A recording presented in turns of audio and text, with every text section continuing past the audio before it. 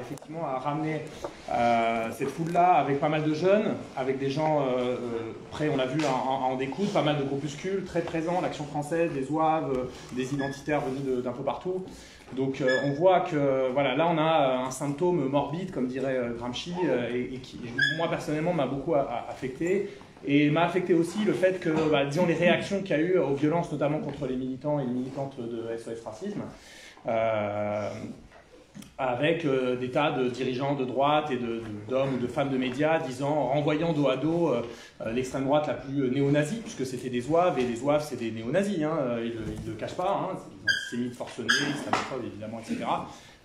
Homophobes, sexistes, vous pouvez allonger la liste autant que vous voulez, et les mettre dos à dos avec des gens qui portent des pancartes non racisme. Bon voilà, c'est d'une certaine manière la messe est dite sur ce qu'il en est de la droite, je sais pas, républicaine comme on dit parfois, et d'une certaine manière de sa longue dérive depuis facilement une vingtaine d'années vers l'extrême droite, et à quel point on ne devrait avoir aucune espèce d'illusion là-dessus sur si demain Zemmour ou Le Pen se retrouvaient au pouvoir, sur le type d'alliance qui pourrait se nouer entre des secteurs entiers, des pans entiers de la droite, dite républicaine, traditionnelle, bourgeoise, classique, etc., et de cette extrême droite la plus rance, et qui, on va pas se raconter l'histoire, entre Zemmour et Le Pen, c'est exactement le même projet, simplement avec des stratégies différentes. Zemmour venant de la droite, cherchant à polariser, à radicaliser davantage un électorat plutôt de la droite traditionnelle, et Le Pen d'un autre côté, venant de l'extrême droite et ayant un électorat propre, spécifique, et essayant d'élargir vers la droite cet électorat, mais le fond du projet est exactement le même. D'ailleurs, ça ne trompe personne. Les dirigeants du FN disent de Zemmour qu'il ne fait que répéter ce que le FN a dit depuis 40 ans, et c'est vrai pour l'essentiel. Il y a quelques différences sur certains points, etc., qui sont souvent d'ordre assez tactique, en fait. Par exemple, sur les questions de la manif pour tous, on sait que Marine Le Pen avait cherché à avoir une ligne un peu plus ambiguë, etc. Bon. Mais au-delà, c'est globalement le même projet. Et d'ailleurs, Marine Le Pen ne cesse de dire à Zemmour « rejoins-moi », etc. Si ce n'était pas le même projet, elle le renverrait dans les corps. Voilà, donc pas besoin d'insister, je crois, trop longtemps sur le fait que la situation est extrêmement préoccupante, dangereuse, en France, mais aussi au niveau mondial, et je finirai mon premier point là-dessus. Parce que on a à la fois, alors il y a la situation française, et je pense que c'est toujours important de remettre ça en perspective internationale. Il y a d'ores et déjà des partis de droite extrême et d'extrême droite. Alors, assez souvent maintenant, la distinction est en fait très difficile à faire. Est-ce que Orban est de droite extrême ou d'extrême droite, ou le gouvernement polonais? Bon, mais voilà, en Russie, en Israël, en Inde, au Brésil, on a des pouvoirs de droite extrême ou d'extrême droite qui mènent des politiques violemment sexistes et homophobes, par exemple au Brésil, qui mènent des politiques violemment autoritaires et islamophobes en Inde, violemment évidemment très brutalement coloniales en Israël et racistes évidemment. Voilà, je vais pas allonger la liste. On a cet aspect-là. On a l'autre aspect qui est la montée évidemment des partis d'extrême droite, là où ils ne sont pas au pouvoir, y compris dans des pays qui semblaient préservés il y a encore quelques années. Hein. Je pense notamment à la péninsule ibérique, l'Espagne et le Portugal. Mais il y a encore 5-6 ans, en Allemagne, il n'y avait pas de parti d'extrême droite qui, disons, pesait électoralement. Bon, depuis 5-6 ans, il y a l'AfD, avec une ligne qui s'est radicalisée d'ailleurs vers l'extrême droite, qui est partie plutôt de la droite libérale et eurosceptique, et qui est devenu un parti d'extrême droite très violemment islamophobe notamment. Et puis un troisième aspect, c'est, je dirais, l'extrémisation des partis néolibéraux, de l'extrême centre, comme on le dit dans le livre avec Ludivine Bantini, une radicalisation, une extrémisation vers des politiques autoritaires. On l'a vu avec la loi sécurité globale et la loi séparatisme, qui sont deux lois jumelles liberticides, de facto. Qu'il faut réussir d'ailleurs à penser ensemble, et sur lesquels il aurait été nécessaire de lutter ensemble, et on a raté le coche, et c'est un aspect qu'il faudrait d'ailleurs discuter sur pourquoi il y a eu si peu de monde et si peu d'organisations, notamment contre la loi séparatisme, ce qui est une donnée du problème. Mais ces gouvernements néolibéraux qui mènent par ailleurs des politiques anti-migratoires, hein, c'est pas l'extrême droite au pouvoir qui tue des milliers de migrants et de migrantes en Méditerranée de fait depuis 20 ans, depuis plus de 20 ans. C'est des partis néolibéraux, c'est des partis dits centristes, etc. Bon, voilà. Et donc évidemment, vous me voyez venir, Macron, c'est sans doute un des meilleurs exemples de ça, hein, de cette extrémisation du centre. cette radicalisation à la fois néolibérale, parce qu'on va vers toujours plus de destruction sociale, notamment destruction des droits sociaux, protection sociale, services publics, etc., mais aussi ultra-autoritaire et raciste. Dans la perspective fasciste, je disais ça sur Macron alors qu'il venait d'être élu. J'ai écrit le livre au moment où il a été élu, et on m'a souvent dit à l'époque que j'exagérais sur le Macron parce qu'il n'avait pas fait campagne là-dessus, sur, on va dire, une ligne Sarkozy, type autoritaire, islamophobe, etc., comme Sarkozy l'avait fait en 2007 et 2012. Mais en fait, le problème, c'est pas une question de profil ou de personne.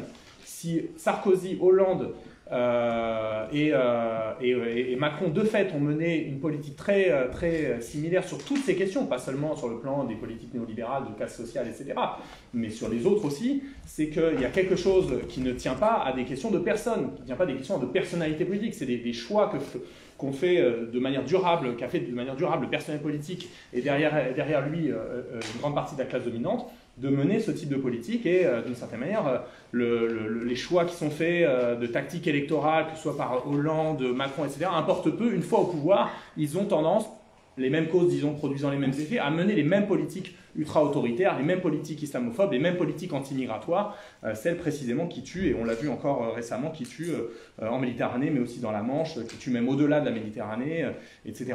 Donc la dynamique fasciste, c'est à la fois la montée en puissance de ces forces qui ont un projet néofasciste, des forces qui sont en train de se regrouper autour de Zemmour, qui sont déjà regroupées autour de Le Pen et autour de d'autres dirigeants dans d'autres pays, mais c'est aussi la fascisation de certains secteurs de l'État, de la police, en particulier via l'action de syndicats de police qui ne sont pas d'ailleurs affiliés en tant que tels à l'extrême droite organisée, aux partis d'extrême droite, mais qui de fait connaissent une fascisation depuis une bonne dizaine d'années. Je ne développe pas, mais je pense que vous avez certaines idées en tête. Le fait qu'ils aient, je sais pas, toute une série d'initiatives, le fait d'avoir organisé une manifestation devant le siège d'un parti politique, en l'occurrence la France Insoumise, c'est quelque chose de jamais vu. Le fait d'avoir organisé une manifestation non déclarée, d'ailleurs, devant Radio France, un matin, d'une certaine manière d'intimider les journalistes, de même devant l'Assemblée nationale, rejoint d'ailleurs par toute une partie du champ politique, y compris des candidats à l'élection présidentielle, des candidats qui se rattachent, imaginairement peut-être, je ne sais pas, à la gauche, en l'occurrence on va dire les noms, Jadot, Roussel, et comment il s'appelle le PS Fort, je crois. J'arrive jamais à Jadot, je l'ai dit, je crois. Et Hidalgo était là aussi. Toujours dans les beaucoup. Voilà, fascisation donc, de certains secteurs de l'État, fascisation d'une bonne partie du monde politique. Ça veut pas dire qu'ils sont fascistes à proprement parler, par contre ce sont de plus en plus les porteurs d'eau du projet fasciste, de l'idéologie fasciste, etc. On le voit à la campagne anti-woke, anti-wokisme, anti-intersectionnalisme, ils ne savent même pas de quoi ils parlent, etc. Bon, en fait, c'est une campagne contre l'égalité, contre l'idée même d'égalité, contre l'idée même qu'il faut lutter contre les inégalités de genre, de race, de classe, évidemment, etc. Et de fait, c'est donner de l'eau au moulin à ceux qui portent cette idéologie dont l'inégalité est au cœur, à savoir les fascistes. Bon. Voilà, alors j'en viens à la question qui est quand même posée par le débat, puisque ça c'est le constat, et je pense que d'une certaine manière, malheureusement, il est partagé parce que c'est devenu trop évident, et c'était pas si évident, je pense, il y a 10 ans, 5 ans, qu'il y avait une dynamique politique de ce type, et je pense que maintenant on est tous conscients, ce qui fait que c'est peut-être plus facile aujourd'hui de se dire, bon, là il va falloir qu'on fasse front, qu'on réussisse à bâtir un bloc social et politique, parce que sinon... c'est pas simplement la reconduction des politiques néolibérales qui va nous tomber sur la gueule. C'est bien pire d'une certaine manière. Et il ne faut jamais oublier qu'on a toujours l'impression d'être face au pire en face de nous, ici et maintenant. Bon, l'histoire malheureusement du XXe siècle nous rappelle qu'on peut creuser très, très loin en fait, dans le pire. Et les sociétés humaines ont été capables au XXe siècle de creuser très très profond dans le pire et dans l'ignominie, disons. Voilà, alors si j'essaye de répondre à la question, évidemment ce sera forcément insatisfaisant. Je suis voué à ne pas vous satisfaire sur ce plan parce que, évidemment, la stratégie, il faut qu'elle se définisse collectivement avec des collectifs, des organisations, etc. et en pratique d'une certaine manière. Mais par contre, on peut discuter, je pense, collectivement, et la discussion sera à mon avis plus intéressante que ce que j'aurai à dire d'ailleurs, sur qu'est-ce qu'on peut faire face à ça. Je vais essayer de développer 3 points, et je ne sais pas combien de temps j'ai déjà pris, mais déjà trop. Le premier élément, qui est à mon avis un élément de toute stratégie antifasciste, et je suis désolé de le dire, c'est basique, c'est évident, mais sans doute que ça va mieux en le disant, c'est que c'est, je dirais, le renforcement de nos capacités collectives de protection, ou pour mieux dire d'autodéfense. c'est une question qui est d'ores et déjà cruciale parce qu'on ne compte plus les attaques de groupuscules fascistes presque chaque jour en réalité qui sont menées donc, par des groupuscules ultra-violents et c'est pas prêt de régresser et au contraire en fait même avec les dissolutions du Bastion social il y a quelques années des identitaires il y a quelques mois, on n'a pas vu, bien au contraire, les agressions de militantes féministes, les agressions de syndicalistes, les agressions de militants syndicalistes étudiants par exemple, régresser. Au contraire, elles se multiplient ces dernières semaines, ces derniers mois, à mesure d'ailleurs que la parole raciste, la parole antiféministe et en l'occurrence masculiniste se banalise dans l'espace public. C'est un encouragement d'une certaine manière pour tous ces groupuscules à agir contre ceux et celles qu'ils perçoivent comme des éléments de dissolution de la nation, de destruction de notre identité imaginaire, fantasmée, etc. Bon, évidemment, voilà. Donc il y a cet aspect-là, je crois qu'on on pourra pas l'éviter, ce type de discussion, notamment parce que l'État ne nous protégera pas et ne nous sauvera pas de cette menace d'ordre physique. Ça ne s'est jamais vu historiquement, ni en Italie, ni en Allemagne, ni en Espagne, ni au Portugal. Les États et l'essentiel des appareils d'État, notamment les appareils de répression de l'État, la police, l'armée, etc., se sont rangés du côté des fascistes dans les situations de crise politique où la classe dominante considérait qu'il fallait faire alliance avec les mouvements fascistes. Donc je crois que voilà, on sait que c'est pas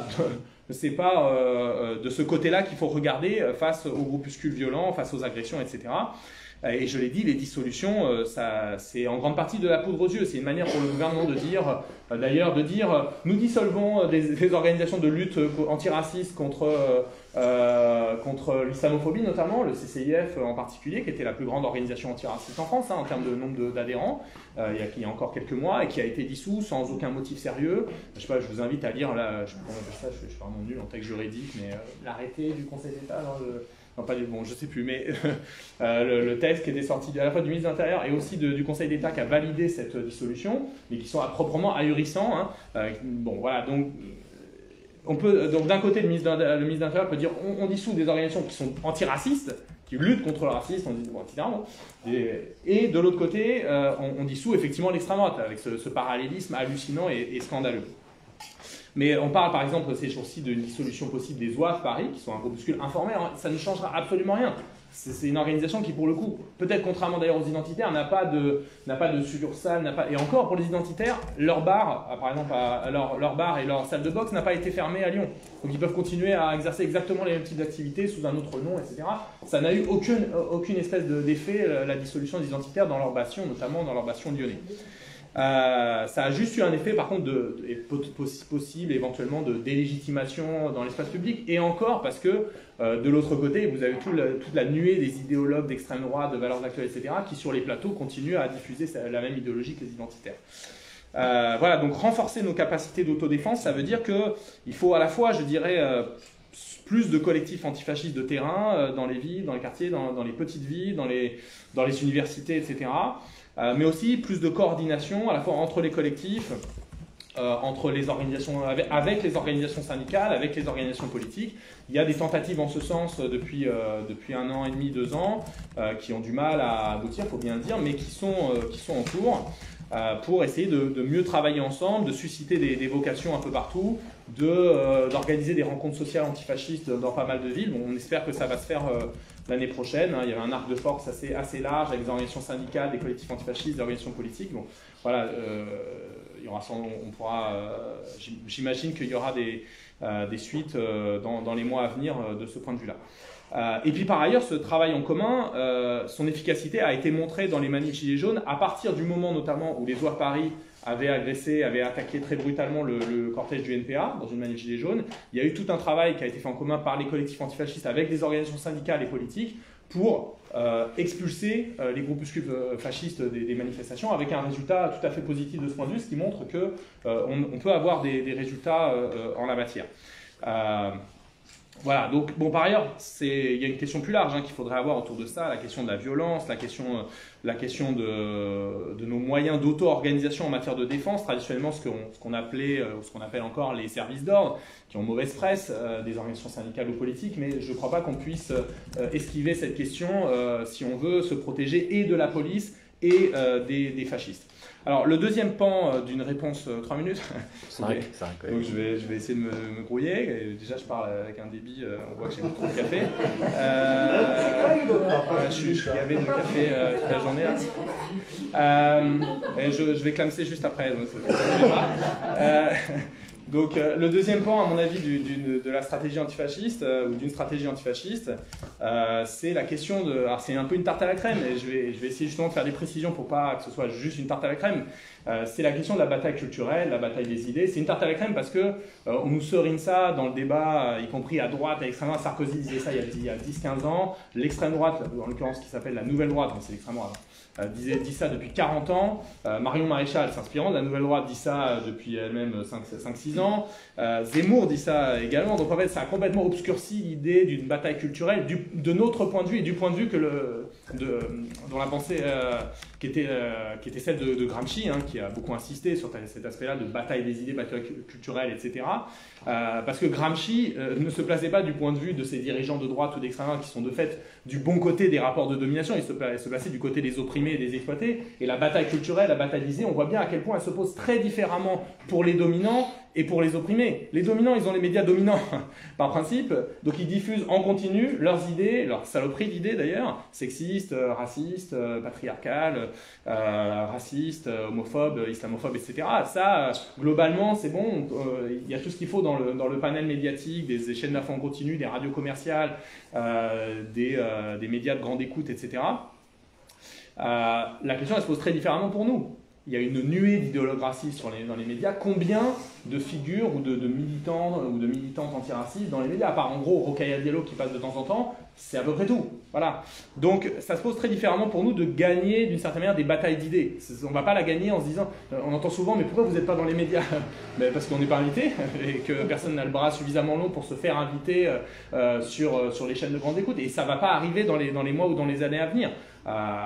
Et quand ça arrive, en général, d'ailleurs, les figures de la gauche radicale y vont, des intellectuels critiques y vont en général, pas toujours, etc. Mais globalement, on prend les invitations telles qu'elles viennent. Hein. Je peux vous dire que sur la possibilité du fascisme, je n'ai pas reçu beaucoup d'invitations à parler à la télé ni à la radio. Et en réalité, plus par exemple en Belgique et en Suisse qu'en France, ce qui m'a beaucoup amusé. Enfin, du coup, je trouve que c'est assez instructif sur l'état du débat public en France. Alors voilà, sur les précisions qu'il faut faire du coup à mon avis sur la bataille d'idées, la première chose c'est de dire la bataille d'idées, c'est pas une bataille d'intellectuels. C'est pas une bataille réservée aux intellectuels, contrairement à une représentation très, très courante. Quand Gramsci dit ça, et quand il parle par exemple des intellectuels organiques, les intellectuels organiques pour lui c'est davantage le syndicaliste que l'universitaire. C'est aujourd'hui on pourrait dire le militant ou la militante des quartiers populaires, le militant ou la militante, je sais pas, syndicaliste étudiant, c'est un intellectuel organique au sens de Gramsci, au sens où c'est quelqu'un qui diffuse des idées, qui articule des idées, qui essaie de bouger les gens autour de lui ou autour d'elle, dans son quartier, dans son université, dans son lieu de travail, voilà, qui cherche à articuler des idées complexes, à élargir l'horizon politique des gens, etc. C'est un ou une intellectuelle, et c'est d'une certaine manière ça qu'il nous faut multiplier, ce type d'intellectuel organique, d'en former, de transmettre, etc. Voilà, donc ça c'est un premier point. La bataille des idées, la bataille culturelle, c'est pas un truc d'intellectuel. Bon. Deuxième truc, c'est qu'il faut se débarrasser absolument de cette opposition qui a été un boulet pour la gauche et la gauche radicale en particulier depuis 20 ans, c'est l'opposition entre l'ancien et le nouveau, quoi. Ce qu'il faudrait faire, c'est diffuser des tracts, coller des affiches, organiser des réunions publiques, voilà, etc. Bon, tout ça, il faut le faire.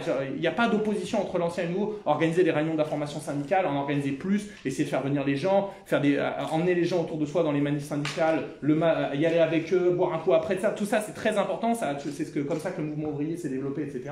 Et ça ne s'oppose pas au fait de mener la bataille sur les réseaux sociaux, en construisant des médias web, en faisant des podcasts, en faisant du Twitch, bon voilà, c'est d'une certaine manière, parce qu'on n'a pas le contrôle des médias dominants, on doit être présent sur tous les terrains de manière extrêmement active, extrêmement inventive, etc. Et d'ailleurs, on l'est de plus en plus, je dirais. Voilà, et la gauche radicale est en train, depuis quelques années, de rattraper un peu le retard qu'elle a pris dans les années 2000 sur notamment le terrain des médias web et des réseaux sociaux, mais on partait tellement loin que, voilà. Bon. Mais en partie parce que, moi je l'ai vécu en tant que militant politique dans les années 2000, c'est que le truc Internet, non mais Internet c'est du militantisme qui sert à rien, et c'est du militantisme 2.0, faut arrêter avec ça, machin. L'important c'est d'être dans la rue, etc. Mais c'est une opposition factice, c'est frauduleux ce truc. Si on avait maintenu ce truc-là, on serait encore plus aux fraises qu'on ne l'est encore aujourd'hui.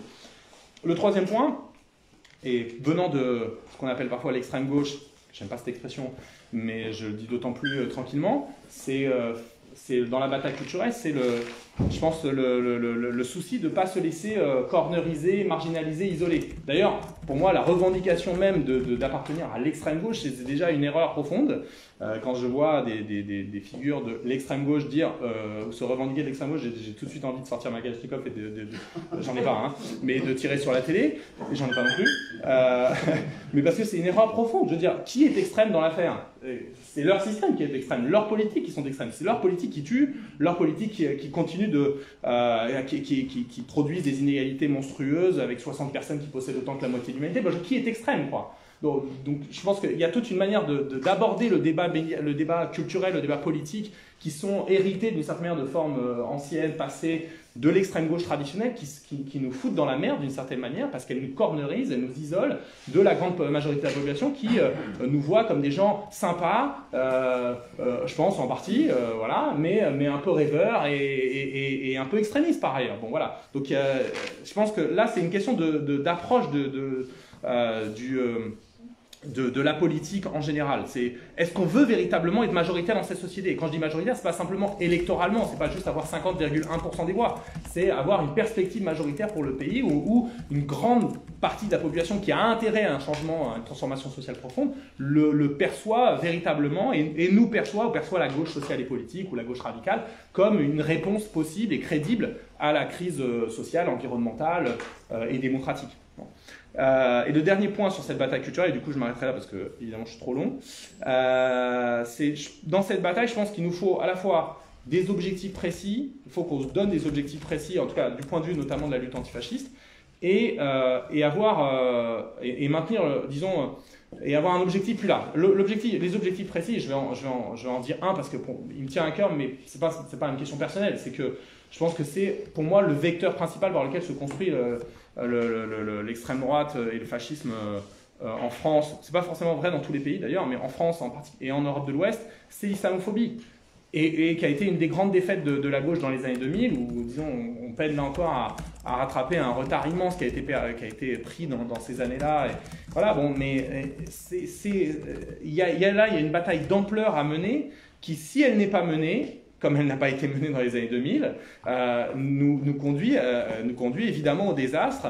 Et le désastre, en l'occurrence, c'est des formes très brutales de nettoyage ethnique. C'est plus ou moins dit dès aujourd'hui, c'est même plutôt dit presque explicitement dans le discours d'un Zemmour, quoi. On voit la radicalisation des discours de l'extrême, et de la droite d'ailleurs, hein, où on peut dire ce genre de choses, de parler de remigration, qui veut dire en fait déportation, de plus en plus clairement dans des médias de grande audience, etc. Donc là, il y a une bataille qui va falloir mener, qui doit être une bataille syndicale, une bataille intellectuelle, une bataille politique. Et l'horizon plus large de la bataille culturelle, je pense qu'il ne faut pas perdre cette idée, parce que la montée du fascisme, c'est à la fois un symptôme du pourrissement du capitalisme dans tous ses aspects, mais c'est aussi le symptôme de notre propre faiblesse, de la crise de l'alternative, du fait qu'il y a eu ce grand déclin des organisations de gauche traditionnelles, le PS, le PC, etc., pour des raisons qui sont liées mais diverses, on va dire,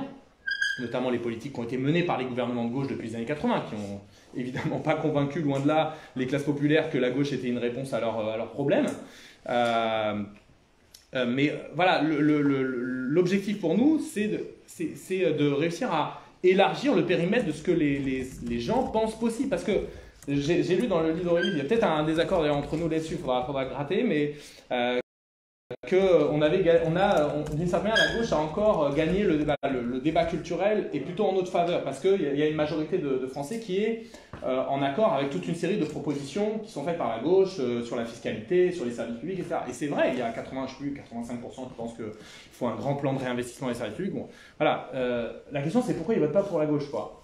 Et du coup, parce que précisément, ils pensent que c'est pas possible. Enfin, moi, je pense que c'est ça l'essentiel, c'est pas possible, c'est bien, évidemment, les gens pensent que c'est bien, il faudrait qu'il y ait plus de services publics, il faudrait que les riches payent plus d'impôts, etc.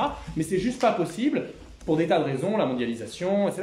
Et donc, en fait, le principal point dans le débat, dans la bataille culturelle, c'est réussir à élargir ce que les gens estiment possible de faire pour, y compris un gouvernement de gauche, un gouvernement qui prétendrait rompre avec l'ordre des choses. Et tant qu'on n'arrivera pas à faire ça, on pourra toujours se rassurer en se disant « Ouais, il y a 85% de gens qui pensent qu'il faudrait investir dans les services publics, faire payer les riches, remettre l'impôt sur la fortune, etc. » Bon, c'est quand même la base pour le coup.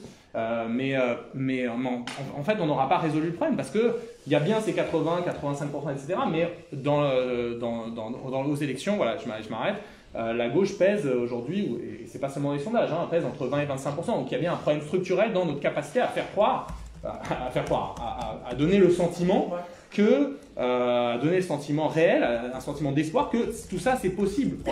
Voilà, donc, et j'ai pas de réponse, clé en main à faire sur cette question, mais c'est ça à mon avis le point essentiel, quoi. Voilà, je m'arrête là, j'aurais d'autres choses à dire, mais voilà, désolé. Merci beaucoup. Merci.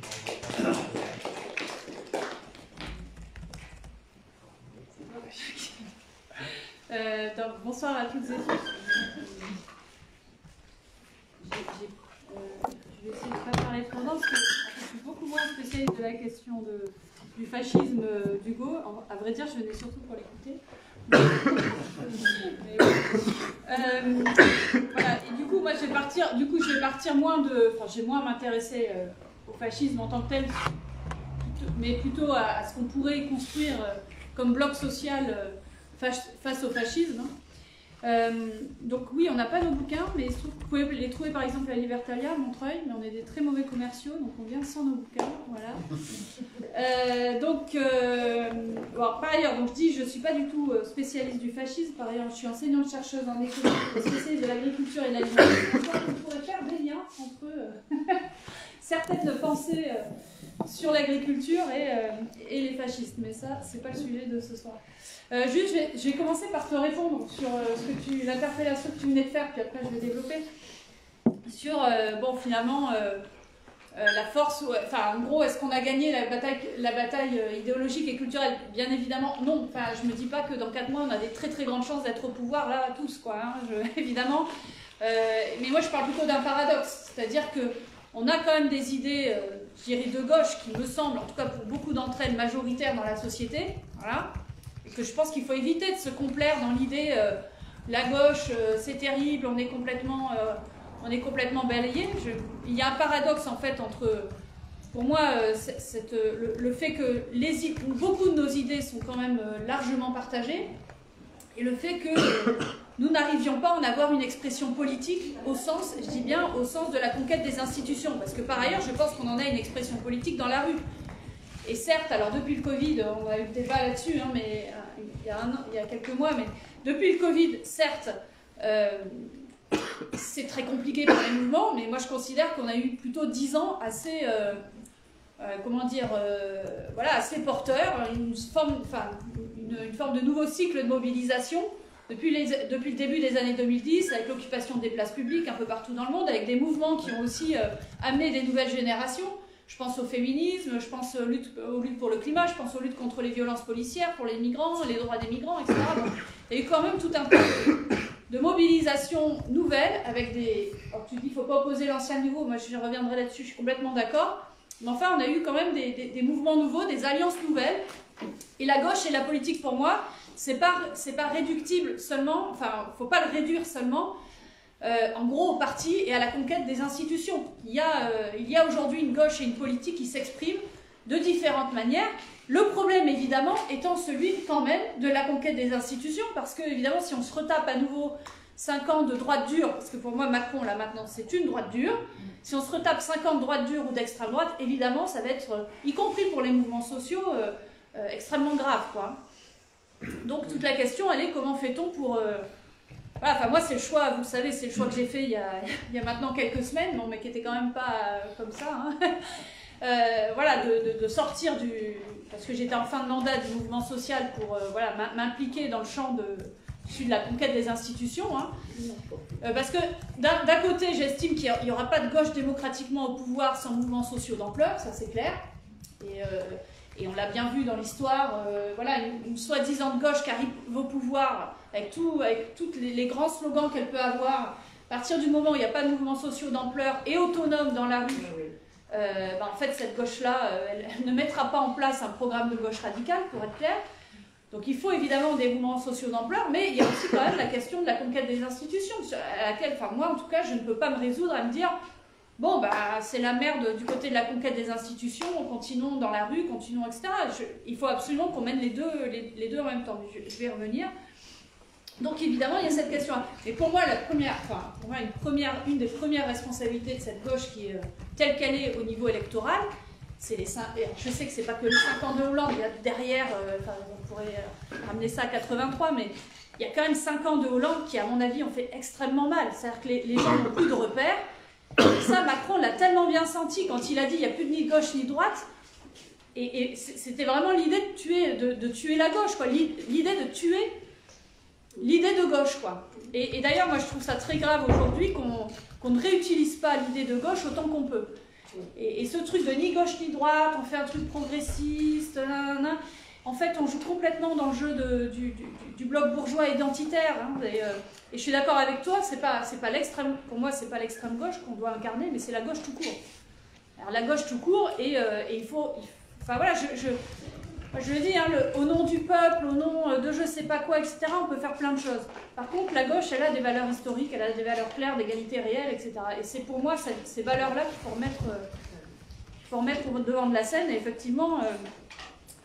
Enfin, on n'est pas. Enfin voilà, moi je suis contre le fait aussi de se dire d'extrême gauche. Je pense que c'est une façon de se marginaliser nous-mêmes. Voilà. Alors sur la question du bloc déjà auquel on fait face, tu en as déjà beaucoup parlé. Enfin, moi c'est vrai que quand j'ai écrit le bouquin Le bloc arc-en-ciel, je repartais du bouquin de Palombarini et Amap sur le bloc bourgeois. Et après Palombarini a écrit sur le fait que, enfin parce qu'en fait il développe très peu l'idée identitaire dans le bloc bourgeois. D'ailleurs, ils disent en gros c'est un bloc des riches, quoi. Mais en fait, dans les 5 ans de Macron, il a complètement exprimé. Enfin, ça a été. Alors, est-ce qu'il a glissé ou est-ce que c'était déjà au départ? Ça, c'est un vaste débat. Mais en tout cas, il y a vraiment une composante identitaire raciste dans ce bloc bourgeois qui est très clair. Mais à mon avis, ne serait-ce que pour une raison, c'est que plus on a une politique de casse sociale écologique, plus on a besoin de l'imposer aux populations qui l'acceptent de moins en moins.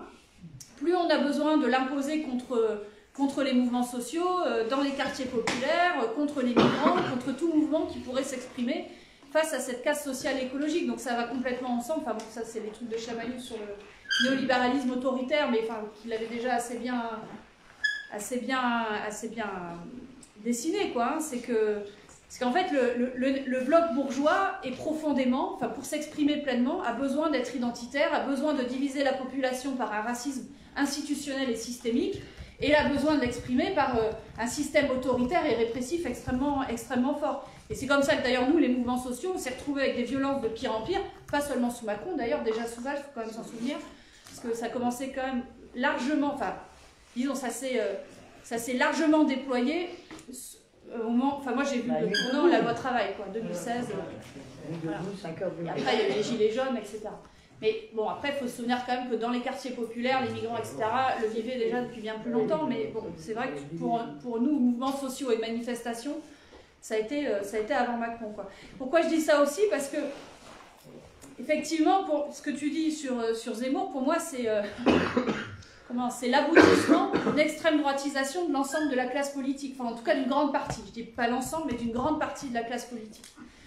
Bon, alors c'est évidemment le débat Darmanin-Le Pen, où Darmanin lui dit t'es trop molle sur l'islam, mais c'est jusqu'à Pécresse quand même qui veut nous faire des variations de peine en fonction des quartiers, mais c'est aussi, enfin moi je suis désolée, tu parles de Zemmour, moi ce qui m'a le plus profondément choqué, alarmé, c'est la manif du mois de mai pour moi, parce que c'était ça qui était le plus grave pour moi. La manif du mois de mai, à l'appel de syndicats de policiers sur des mots d'ordre ultra-sécuritaires aux côtés de l'extrême droite, les leaders dits de gauche qui y allaient le savaient. On savait depuis des jours qu'il y aurait l'extrême droite, toute l'extrême droite en manifestation. Je veux dire, Olivier Faure qui s'y rend en disant, en plus, en remettant en cause la délimitation entre pouvoir exécutif et pouvoir de justice. Enfin, moi, c'est ça qui m'a... Vraiment, je me suis dit, là, c'est-à-dire que même ceux qui se disent de gauche, cas un certain nombre, se retrouvent dans cette manifestation. C'est ça pour moi qui m'a paru le plus grave de la parce que en fait, si nous-mêmes à gauche, on n'est pas au clair très nettement avec ça, ben on a tout perdu, quoi. Enfin, c'est-à-dire que les valeurs essentielles de liberté publique, d'antiracisme, sont complètement galvaudées, quoi. Et je le dis aussi sur aujourd'hui les questions de rassemblement, parce que je vais arriver à la question de la radicalité. Moi je le dis, hein, me rassembler derrière un leader qui a été à cette manifestation au mois de mai, c'est pas possible pour moi. Je ne peux pas, enfin, je le dis franchement parce qu'en ce moment on parle de primaire, etc. Et c'est vrai qu'il faut être le plus ouvert possible, etc. Mais moi, l'idée même de me dire que je pourrais m'engager avec quelqu'un, enfin un leader, enfin en tout cas un chef politique ou une chef politique présent ce jour-là, pour moi est inconcevable. Inconcevable, parce que sinon on n'a plus aucune... on n'a plus aucune valeur, on n'a plus aucune repère, plus aucun repère pour la gauche. Hein. Bref, du coup, maintenant, j'en arrive à la question de quel bloc construire par rapport à ça, parce que finalement, eux, ce bloc bourgeois identitaire, bah, tout est relié. Leur racisme est relié à leur homophobie, qui est elle-même reliée à leur sexisme et à leur patriarcat, qui est relié au climato-scepticisme, qui est relié aussi à la violence sociale. Donc finalement, ils ont une articulation. Et finalement, ils pensent le capitalisme avec tous ces rapports de domination. Ils le portent avec tous ces rapports de domination. Donc pour moi, le seul moyen d'y répondre de manière forte, inclusive, et en ayant une majorité dans la population, c'est d'y répondre par tous les rapports de domination, c'est-à-dire avec le féminisme et ce qu'il a de plus radical, enfin je dirais ce que je trouve radical, avec l'anti-homophobie, avec l'antiracisme, avec les écologistes, etc. C'est ce que moi j'appelle le bloc arc-en-ciel, parce que dedans je mets la tradition rouge syndicaliste et communiste, la tradition verte des mouvements écologistes, la tradition violette du féminisme, la tradition jaune des mouvements des insurrections populaires et de la démocratie que portent les Gilets jaunes et d'autres, et beaucoup d'autres évidemment, le multicolore des luttes antiracistes, LGBTQ+, etc. Et de mon point de vue, l'enjeu, c'est d'articuler en fait toutes ces luttes contre ces différentes formes ces différents rapports de domination du capitalisme. Et alors évidemment, quand il y a tout ce débat, quand ils font tout ce combat contre le wokisme, pour moi, c'est quelque part qu'ils ont extrêmement peur finalement de cette possibilité qu'on articule ces différentes luttes. Parce que la force, elle viendra de là pour moi. Elle viendra de cette possibilité, de cette capacité à articuler ces différentes luttes pour penser d'autres systèmes face à ce système capitaliste, quoi, pour être clair. D'où la violence qu'il peut y avoir contre le dit wokisme, ou la dite intersectionnalité. Parce que c'est des débuts d'alliance, en fait. Voilà. Et donc, sur ces alliances mêmes, en fait, après, je pense qu'il y a déjà à gauche aussi à faire un long chemin. Alors là, moi, je reprends dans le bouquin ce qu'écrivent Noiriel et Beau là-dessus. Et je pense que c'est une profonde erreur de penser que le rapport capital-travail doit être central, que c'est ça qu'on doit mettre comme pilier de notre bataille. Là, justement, ça empêche le nouveau d'être inclus quelque part. C'est-à-dire que toutes ces luttes depuis 10 ans, féministes, pour le climat, etc., le pire serait de leur dire « Non mais écoutez, là c'est le rapport capital-travail qui compte, c'est les luttes dans l'entreprise, vous n'avez rien compris. » Bon, justement, je pense que l'enjeu, il est d'articuler le féminisme ou l'écologie à la bataille la bataille contre le patronat et contre l'hégémonie des multinationales. C'est ça qui est... Et donc c'est ça qu'on a essayé de faire, par exemple, quand on a initié Plus jamais ça entre les organisations syndicales, CGT par exemple, avec Greenpeace, typiquement, ou Solidaire, FSU, etc. C'est ça, cette idée-là, c'est de partir du capitalisme comme rapport de domination de capital sur la nature et sur le travail, dans un même mouvement. Et il n'y a pas un rapport de domination qui est plus important que l'autre. C'est pas plus important de se battre sur la question du travail que de se battre sur la question du climat. Et au contraire, c'est de penser que à la fois violence sociale et violence environnementale vont ensemble. On le voit bien dans le 93, je veux dire, si vous allez vous balader vers Saint-Cloud, je veux dire, c'est pas les mêmes paysages. Hein. C'est-à-dire que la destruction des derniers espaces verts, sur les autoroutes pour les aéroports de riches, etc., on les met pas n'importe où, on les met dans on les met là où les populations n'ont pas d'autre choix que de l'accepter. Voilà. Par contre, je ne sais pas si vous êtes baladé dans Saint-Cloud et ces quartiers-là, vous verrez, c'est absolument magnifique en termes de paysage. Il n'y a pas de friches industrielles avec des sols pollués, etc. Et donc, c'est l'idée que les premières victimes de la crise écologique et environnementale sont les plus pauvres et que les premiers responsables sont les plus riches par leur manière de consommer, les multinationales, etc. Et donc, à partir de là, bah, il faut qu'on se batte ensemble pour autre chose et qu'au contraire, c'est en se battant pour l'écologie, c'est par la transition écologique, par exemple, qu'on pourra garantir un emploi digne pour toutes et tous. Donc nous, c'est ce qu'on a essayé de faire dans Plus Jamais Ça, c'est de partir de la garantie de l'emploi. Chacun doit avoir droit à un emploi s'il le souhaite, et en plus un emploi digne. Et la transition écologique va nous y aider. Et on ne tombe pas dans le piège qui est l'écologie va détruire des emplois. Voilà. Et donc, c'est des alliances comme ça qui, en tout cas, moi, qui me semblent intéressantes et qui se forment aujourd'hui dans le mouvement social, pas seulement sur la question écologie sociale, mais sur bien d'autres, qui, à mon avis, sont à construire pour former ce bloc arc-en-ciel. Du coup, ça demande, moi je reprends l'idée de Lordon d'égale légitimité des luttes, c'est-à-dire qu'il n'y a pas une lutte plus importante qu'une autre, en fait.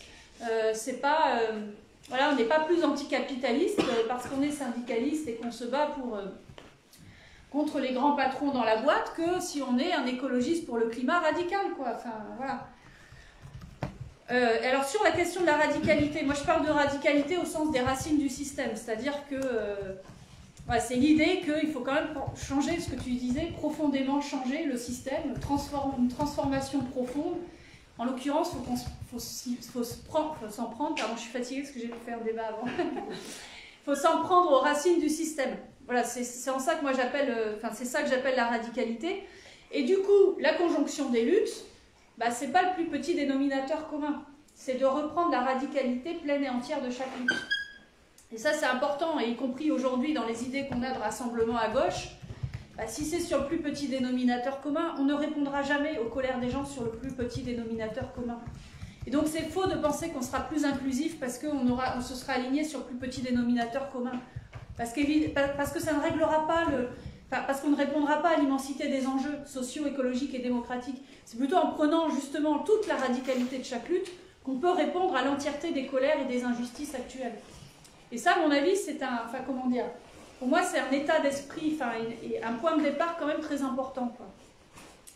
Je voudrais réagir aussi sur ce que disait l'ancien et le nouveau. Moi, ça me semble très important d'éviter effectivement cette opposition. Par exemple, l'opposition entre les structures conventionnelles, syndicales et associatives et les nouveaux mouvements horizontaux. Voilà.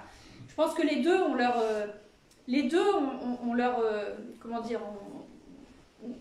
légitimité et les deux sont importants dans la lutte. Voilà. Quand on l'a vu sur les retraites, heureusement qu'il y avait des manifestations syndicales bien classiques, mais qui permettaient d'agréger. Heureusement qu'à côté de ça, il y avait des blocages, des piquets de grève à 6 h du matin, des jets de robes d'avocats, les rosies qui allaient sur les manifs, et même, je dirais, des cortèges de tête qui étaient très inclusifs, très violents dans ces manifestations. Voilà, et c'est tout ça qui a permis quand même, si ce n'est une victoire, en tout cas, de résister fortement à la loi sur les retraites, quoi. Et donc, c'est ce que nous, on appelle, dans le mouvement social, la complémentarité des tactiques et des stratégies, qu'on a vu sur dans la bataille contre l'aéroport de Notre-Dame-des-Landes. Hein, ça a été des orgas classiques comme la Conf Paysanne et Attaque aux habitants de la ZAD, au mouvement anarcho-libertaire, et avec différentes tactiques. Hein, c'était pas tout à fait les mêmes, au départ, les mêmes choix de lutte, mais il y a eu respect. Alors, voilà, moi après, toute la question, parce que tu parlais de la violence, toute la question, elle est, de la manière dont on réagit face aux violences policières. Moi, j'ai ce point de vue, mais que j'ai pu éprouver aussi dans l'organisation des manifestations parisiennes.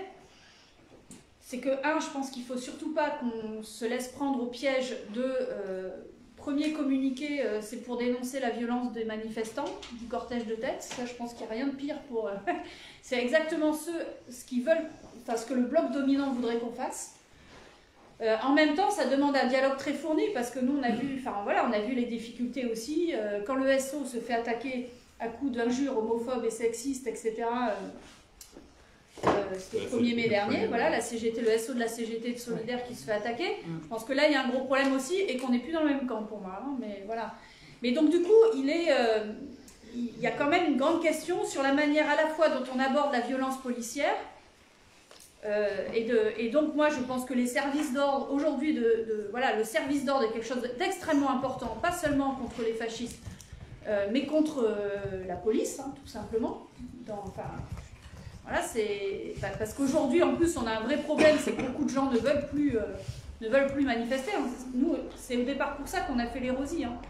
C'est parce qu'il y a beaucoup de femmes qui ne voulaient plus manifester et que d'avoir un espace, pas non mixte, mais quasiment non mixte, et surtout festif, déguisé, etc., c'était une manière aussi de ramener les copines à nouveau pour militer, quoi. Donc il y a différentes façons d'y faire face, mais pour moi, le SO reste indispensable pour pouvoir mener nos manifestations, nos occupations de rue correctement face aux violences policières. Et ensuite, il faut trouver une complémentarité, y compris avec certains qui ne passent pas par la même façon de faire que nous, qui passent par la dégradation matérielle aussi parfois. C'est de pouvoir s'articuler, mais de faire en sorte qu'on se respecte les uns des autres. Et pour moi, quand on choisit une manifestation qui a vocation à être conviviale, festive, avec enfants, etc., ben, il faut qu'on puisse la faire aussi. Voilà. Et donc, voilà, il y a aussi... Bon, je suis désolée de parler de ça, mais quand même, ça nous pose... Enfin, moi, pour l'avoir vécu pendant des années, c'est quand même quelque chose d'important pour pouvoir mener à bien aussi nos occupations de place publique. Et puis aussi, parce que nous, on l'a vu, hein, les flics, la préfecture, ils jouent là-dessus. C'est-à-dire, quand ils arrêtent... C'est bon, ça ? Pour qu'ils arrêtent dans les manifs contre la loi Sécu globale, la deuxième manif, dans celle qui part de la porte des Lilas, ils arrêtent d'abord, on avait voulu nettoyer le cortège,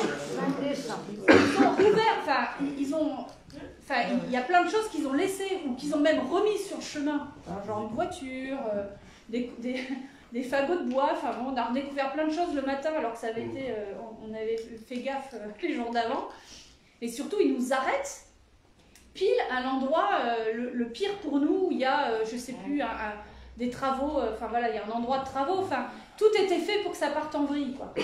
Et tout était fait pour nous diviser, nous faire tomber dans le piège de la division entre militants et manifestants. Donc ce que je veux dire, c'est que c'est pas une petite question pour moi, tout ça. La manière dont on assure à la fois la sécurité des manifestants face aux forces policières, mais dont on assure aussi la complémentarité des tactiques et des stratégies. Voilà. Pour finir simplement sur la question de l'antiracisme et des libertés publiques, pour moi elle est fondamentale, parce que justement, c'est ce que je disais, c'est que plus on aura un capitaliste qui exprime ses contradictions et qui exprime sa violence sociale et écologique, plus les institutions devront réprimer, plus la police devra réprimer, plus le gouvernement devra diviser la population par un racisme institutionnel et systémique. Et donc la question des libertés publiques, elle concerne tout le monde, tous les mouvements sociaux. La question du racisme doit concerner aussi tous les mouvements sociaux, parce que c'est la façon dont ils peuvent aujourd'hui imposer la violence sociale et écologique. Et je finirai juste 2 minutes sur la question très compliquée dans le rassemblement ou dans la constitution d'un bloc, des liens entre mouvements sociaux et partis politiques. Parce que ça aussi, c'est pas une petite... Non, mais je dis ça parce que je pense que là, comme on est quand même beaucoup entre militants convaincus, il faut aussi qu'on aborde les questions tactiques et stratégiques. Et alors, dans le débat de cet après-midi, on avait aussi cette question-là. Moi, je pense que le maître mot, c'est l'autonomie des mouvements sociaux. Voilà. C'est-à-dire que les structures, organisations associatives, syndicales, doivent pouvoir rester en tant que structure autonomes par rapport au champ politique. Pourquoi je dis ça? Parce que c'est justement ça qui permet ensuite de pouvoir mener des luttes ensemble. Moins il y aura de défiance de la part des organisations syndicales et associatives sur des possibilités de récupération et d'instrumentalisation, plus il y aura la possibilité de lutter ensemble contre la loi Sécu globale, etc. Contre la loi Sécu globale, dont la coordination n'a pas voulu des partis. À mon grand dam, moi j'étais pour qu'ils y soient, j'étais pour que, voilà, j'ai été de ceux qui ont voulu la manif du 12 juin, qui ont voulu la marée populaire il y a quelques années, parce que je pense qu'il faut absolument qu'on lutte ensemble. Mais il y a cette peur de l'instrumentalisation, de la récupération, etc. Et à juste titre aussi, côté mouvements sociaux, il y a cette crainte... il y a cette crainte de l'instrumentalisation, mais, pardon. Et du côté des partis politiques, évidemment, il y a aussi ce truc de se dire mais c'est pas possible, ils nous détestent, voilà. Et donc c'est de recréer de la confiance à mon avis dans le fait, enfin à mon avis ça passe d'abord par le fait de mener des luttes ensemble, et puis ça passe aussi pour moi par le fait que on puisse avoir voilà, beaucoup de militants et des casquettes à la fois associatives, syndicales, politiques. L'important étant pour moi que les structures en tant que telles restent indépendantes. Je le dis aussi parce que moi j'ai fait ce chemin-là il y a quelques semaines de passer du mouvement social voilà, disons au parti politique, enfin au mouvement parti politique, mais je l'ai fait en démissionnant de mon organisation 2 mois avant en tant que porte-parole, et aussi parce que je pensais très important justement de marquer la différence, et on a fait ça avec Attac on a fait ça en lien avec Attac justement pour que, et je savais qu'il allait y avoir aussi la communication côté Attac pour que les choses soient très claires. Mais je dis ça parce que je pense que là, il y a, à mon avis, un chemin à faire encore, et qu'il ne faudrait pas croire que c'est en brouillant ou en faisant en sorte que des organisations associatives et syndicales soutiennent à un moment donné des partis politiques qu'on s'en sortira. C'est au contraire avec cette autonomie-là qu'on pourra rétablir de la confiance, quoi. Voilà, merci.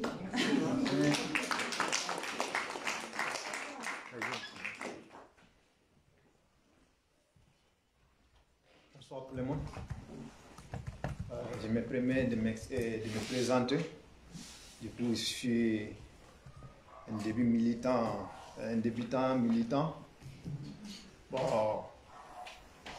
mon intention était de venir ici pour apprendre. L'idée n'était pas pour venir essayer de m'exprimer devant ces masses. Mais heureusement, ils m'ont donné la parole pour pouvoir m'exprimer. Je ne vais pas dire grand chose, mais je vais dire ce que je ressens à travers les organisations, les syndicats et d'autres structures pour essayer de mener la lutte.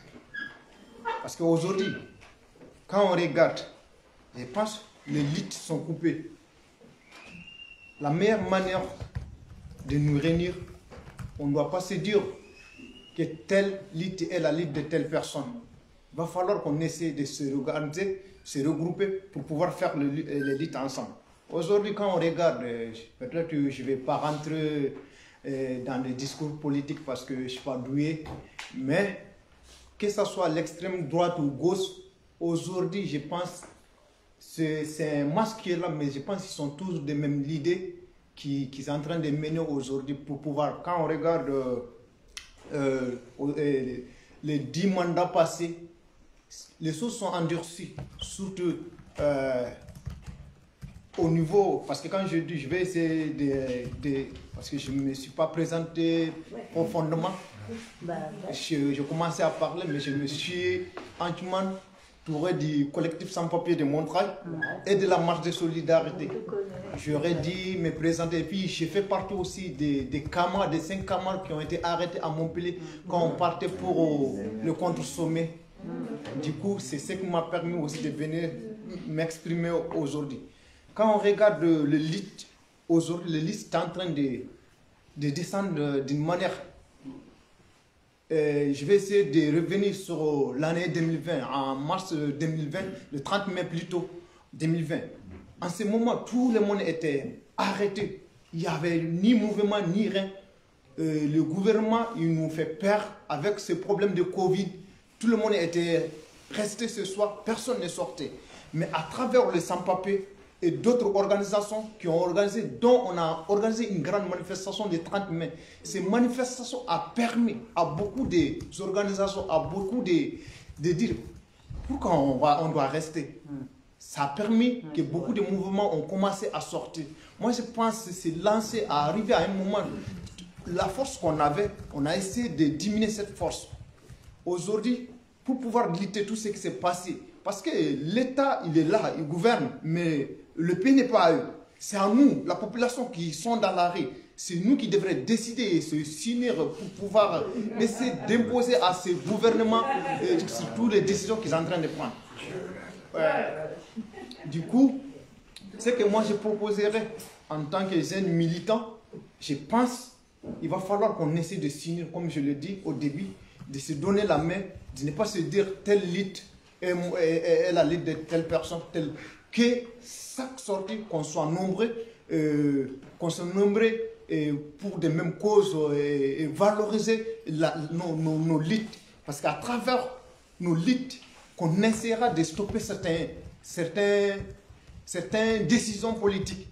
Parce qu'en laissant, à ne pas faire des manifs ou à ne pas faire des luttes, que ce soit politique ou d'autres, ils vont essayer de nous étouffer. Surtout qui sont des bien placés pour pouvoir être dans c'est nous les sans-papiers, c'est nous les immigrés.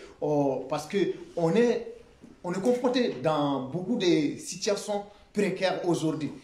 Quand tu viens ici, non seulement tu as des stress pour ne pas être contrôlé, mais pour avoir des papiers aussi, ça endurci. Moi qui vous parle aujourd'hui, j'ai fait 7 ans en France, j'ai travaillé à mon nom, j'ai travaillé en alliance, j'étais en voie d'être régularisé, mais avec l'endurcissement d'avoir des rendez-vous à la préfecture, j'ai fait 7 mois pour ne pas être régularisé. Du coup, les patrons ou d'autres personnes qui m'ont fait des serfs, entre-temps, ces sociétés sont parties en faillite.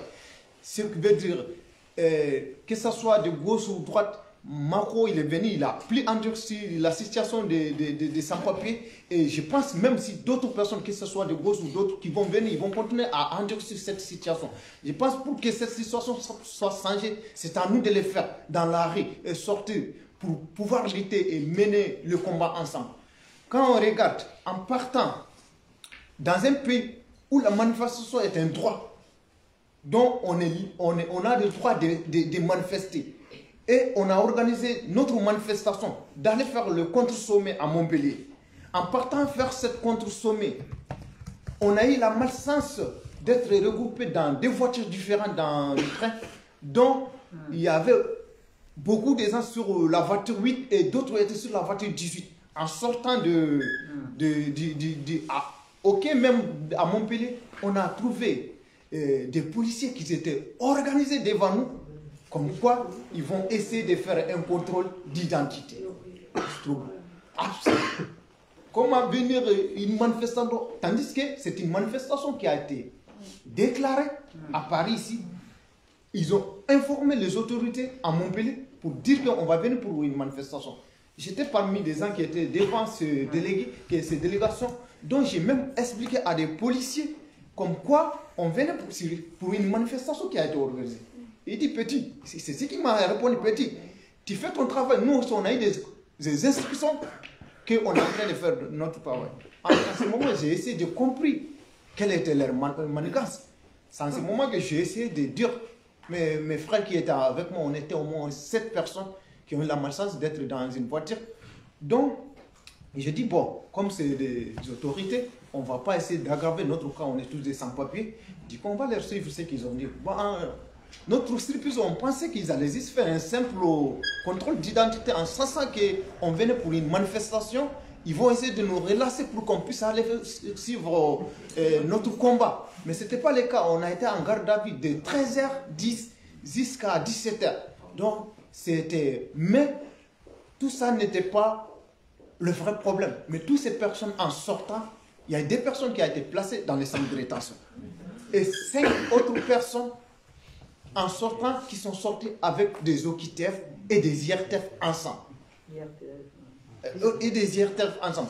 Pour moi, je pense aujourd'hui, on doit se s'unir, de lutter sur tout ces... Essayer aussi de mener une campagne pour pouvoir essayer de dissoudre toutes ces problématiques qui sont en train de poser. Parce que si on ne fait rien, ils vont essayer de faire... Parce que quand on regarde dans le passé, il n'y avait pas de IRTF qui venaient. Mais aujourd'hui, quand on regarde, il y a beaucoup de camarades qui circulent aujourd'hui avec des IRTF sans savoir qu'ils ont des IRTF. Tandis que quand tu as des IRTF, tu ne peux pas être régularisé. Tu peux rester ici 10 ans, 20 ans, même 100 ans. Tu ne pourras pas être régularisé. Et ces camarades, ils ne savent même pas la différence entre OQTF et IRTF. Je pense que ce serait intéressant d'essayer de mener une campagne pour tous ces problèmes qui nous entourent, que ça soit... Parce qu'aujourd'hui, c'est vrai, on est dans la précarité, nous, les sans-papiers, nous, les immigrés. Mais aujourd'hui, ce n'est pas que les sans-papiers et les immigrés seulement qui subissent le pouvoir, ceux qui sont en train de mettre en place le pouvoir. Même la population française subit des mêmes sorts. Bon, du coup, c'est très important. En même temps, je vais profiter pour pouvoir appeler à toutes ces organisations, à toutes ces associations qui sont là, d'essayer de nous unir pour mener ces campagnes. Donc, le 18 décembre, il y a une grande manifestation pour qu'on puisse, oui, pour qu'on puisse sortir massivement et mener tout ce qui est en train de se faire. Franchement, je m'excuse parce que je suis venu pour pouvoir écouter, rentrer avec mes... je vous remercie aussi de me donner la parole pour pouvoir m'exprimer. Merci.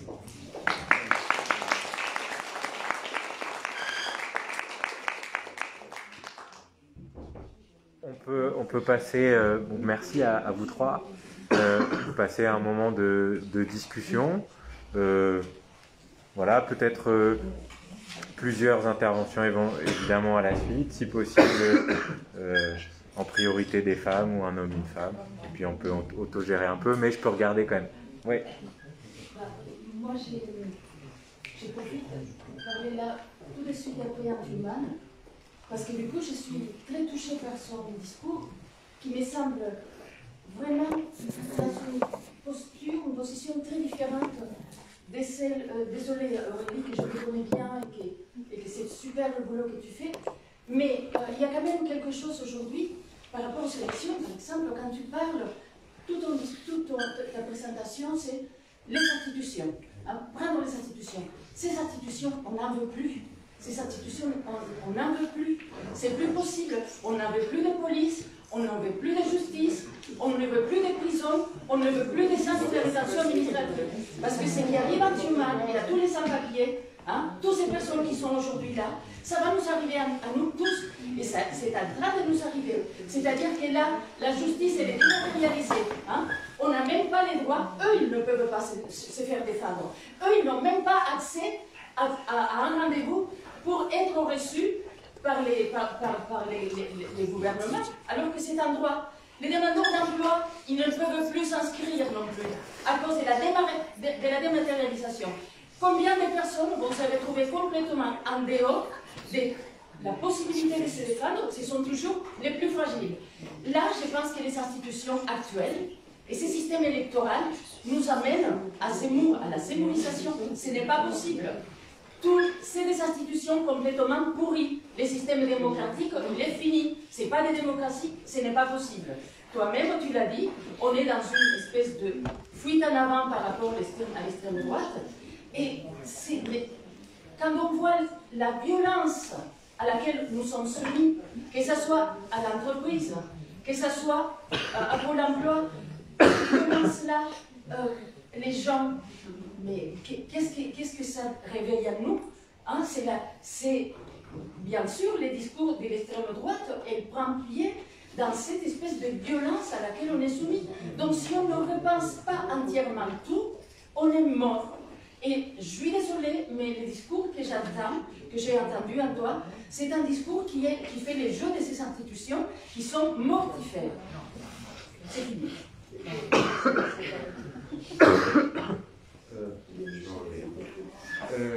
Oui, j'ai écouté l'intervention d'Hugo. Je pense que tout le monde est absolument d'accord sur le fait qu'un petit peu partout en Europe, il y a une radicalisation à droite. Mais quand même, j'aimerais quand même un tout petit peu relativiser les choses. Souvenons-nous de cette bonne vieille droite antisémite des années 30, souvenons-nous de la droite française jusqu'à De Gaulle lui-même qui disait Gaston Monnerville, enfin de Gaston Monnerville, de la femme de Gaston Monnerville, je ne comprends pas comment cette femme a pu se mettre avec un noir. Hein, c'était De Gaulle qui disait ça. Je me souviens des discours sur l'immigration, parce que j'ai un certain âge, des discours sur l'immigration de Pompidou, de Giscard d'Estaing, souvenez-vous du bruit et l'odeur, hein, quand même. Le bruit et l'odeur. Hein, bon, voilà. Bon, la droite, elle est traditionnellement antisémite en ce moment, parce que elle est islamophobe, elle est raciste, etc. Je veux dire, rien de nouveau vraiment sous le soleil, d'une certaine manière. Alors, j'entends, je vois effectivement les groupes identitaires, etc., un petit peu partout. Bon, oui.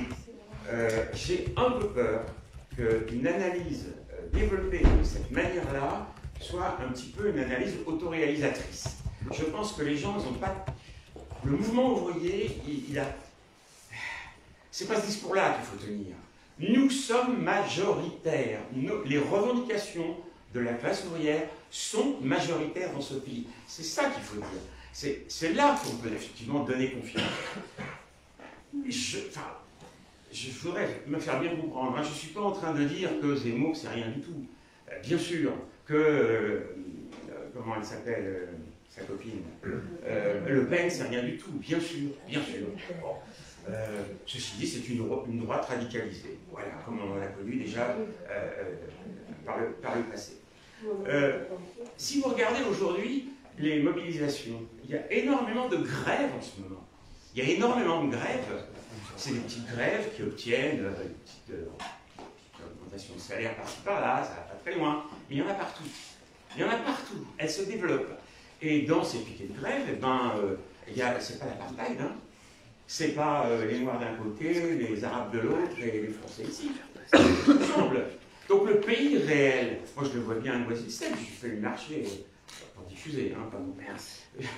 Le mercredi et le vendredi et le samedi. La population, elle n'est pas raciste. Il faut arrêter avec ça. Il faut arrêter. Moi je pense qu'il y a un discours, à porter qui est nous sommes majoritaires, la France n'est pas raciste et nous allons gagner, y compris sur le terrain institutionnel. Parce que moi j'entends ce que tu dis effectivement, la Constitution de la Ve République est antidémocratique profondément. Donc se battre pour une autre. Bon, je ne sais pas qui, mais bon. Il y a d'autres hommes qui ont levé la parole, qui ont levé la main, mais est-ce qu'il y a une camarade qui veut parler? On peut prendre un peu aussi de temps. Ouais. Non, juste pour compléter ce que dit Pierre, il y avait Johannes Chapiteau le jour une émission qui vient de sortir un nouveau bouquin et il parlait quand même de la constitution qui nous agit toujours, hein, de 58, en disant que ça avait été fait dans une période de guerre pour un militaire. Et c'est vrai que c'est... voilà. On ne trouve pas beaucoup de racines démocratiques dans cette constitution-là. Il parlait même pour les élections d'appel aux dingues, en disant que pour se présenter à ce genre d'élection, il fallait être dingue. Ouais. Bonsoir, j'ai une voix bizarre parce que j'étais un fumeur militant, mais aussi un militant tout court. Je suis à la retraite et habitant de Montreuil. Moi, je suis globalement d'accord avec tout ce qui a été dit à la tribune et aussi en partie dans la salle. Mais je veux mettre l'accent sur un point qui est que la gauche, d'une manière générale, et la gauche institutionnelle, et je veux parler ici plus précisément de Montreuil, quelque part, par son attitude, par ses choix politiques, par ses choix économiques, fait largement le jeu de la droite et de l'extrême droite. Et en tout cas, envoie un tas de gens loin du champ politique. J'en veux pour exemple, lors du dernier conseil municipal, il y a eu un vote concernant la reconstruction du foyer barrage et du foyer Rochebrune qui menace carrément en ruine. Bon, et ce vote a donné lieu à provoquer au moins 3 abstentions de gens qui ont dit qu'ils ne votaient pas contre la rénovation, mais que par contre annexer 2000 m² en vue de construire des immeubles d'habitation, fussent-ils prétendus à vocation sociale, ce qui reste à démontrer, et donc amputer par là le futur foyer d'un nombre de places assez conséquent. Ce genre de truc, je veux dire, d'une municipalité de gauche, c'est pas possible. Et pour rebondir aussi sur ce que tu disais, pour moi, Fabien Roussel, Yannick Jadot et Olivier Faure, présents à une manif de fachos, de flics fachos, pour moi, c'est rédhibitoire. De la même façon que quand Fabien Roussel annonce, après la fête de l'UMA, où il y a eu une masse de gens qui ont hurlé, tout le monde déteste la police, et que Fabien Roussel dit non, non, mais c'est pas bien, c'est pas vrai, il faut une police démocratique. Bon, avec une gauche comme ça, c'est pas que les gens massivement vont aller voter à droite ou à l'extrême droite, c'est que massivement ils vont faire autre chose. Et je ne suis pas loin de penser ça, ou alors comme disait un copain, je le ressors parce que c'est marrant, tant qu'à perdre à gauche, autant perdre avec Poutou, quoi. Voilà.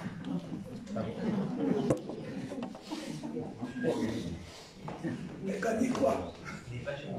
Aria. Aria, militant féministe, moi je voulais revenir sur l'intervention précédente, avec laquelle je suis en total désaccord sur peut-être qu'il suffirait de dire qu'on est majoritaire pour, et en gros qu'il y a une petite autorisatrice à dénoncer la menace fasciste, parce qu'en fait, enfin, je sais pas, ce que tu viens de dire, c'est un exemple, je suis dans la même situation qu'il y a 10 ans.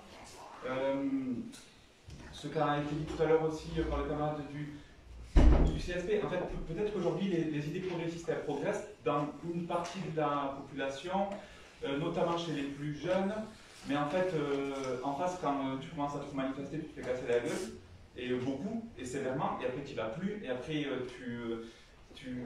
les personnes qui sont progressistes elles restent chez elles, et elles ne font plus rien, et en face, il y a tout un truc qui a un arsenal financier derrière qui lui progresse. Et ça, c'est des tendances lourdes qu'il faut bien s'apercevoir. C'est pas parce qu'il y a de plus en plus de personnes progressistes que majoritairement la population est progressiste et qu'il suffirait, parce que sinon, en fait, si ça se passait comme ça, il suffirait de donner un peu confiance, de trouver le bon ou la bonne candidate, et hop, c'est bon, on a gagné, on fait la révolution citoyenne demain par les urnes. Et ça, on a bien vu que ça ne marchait pas. Ce qui ne veut pas dire non plus qu'il faut avoir un discours qui fait qu'on ne fait plus rien, et que du coup, on a peur qu'on attende ça passe. Mais à mon avis, il faut quand même avoir un peu la mesure des deux choses, parce que le problème de la période électorale actuelle, moi je trouve, dans la gauche radicale, qu'on appelle comme on veut, c'est que cette mesure-là, on ne la prend pas. Que ce soit la gauche sociale ou la gauche politique, la gauche de la vraie gauche, ça, je ne parlais pas tout ce qui est allé à la manif de Roussel, etc. Mais entre la multiplication de campagnes de gauche radicale, il y a 1, 2, 3, 4, 5 candidatures différentes, entre le désintérêt du coup de la gauche sociale pour ces candidatures-là, pour peser, pour avoir une réponse unie de notre camp, entre le fait qu'on ne réfléchisse pas contre une alternative. Parce que quand on dit gagner, c'est gagner quoi? Quel programme on a bâti ces 10, 40, 50 dernières années? Si demain on dit on veut dire qu'on est majoritaire, mais sur quoi? Sur quoi de concrètement, à part des mots d'ordre que des fois on ressort il y a 100 ans ou 150 ans.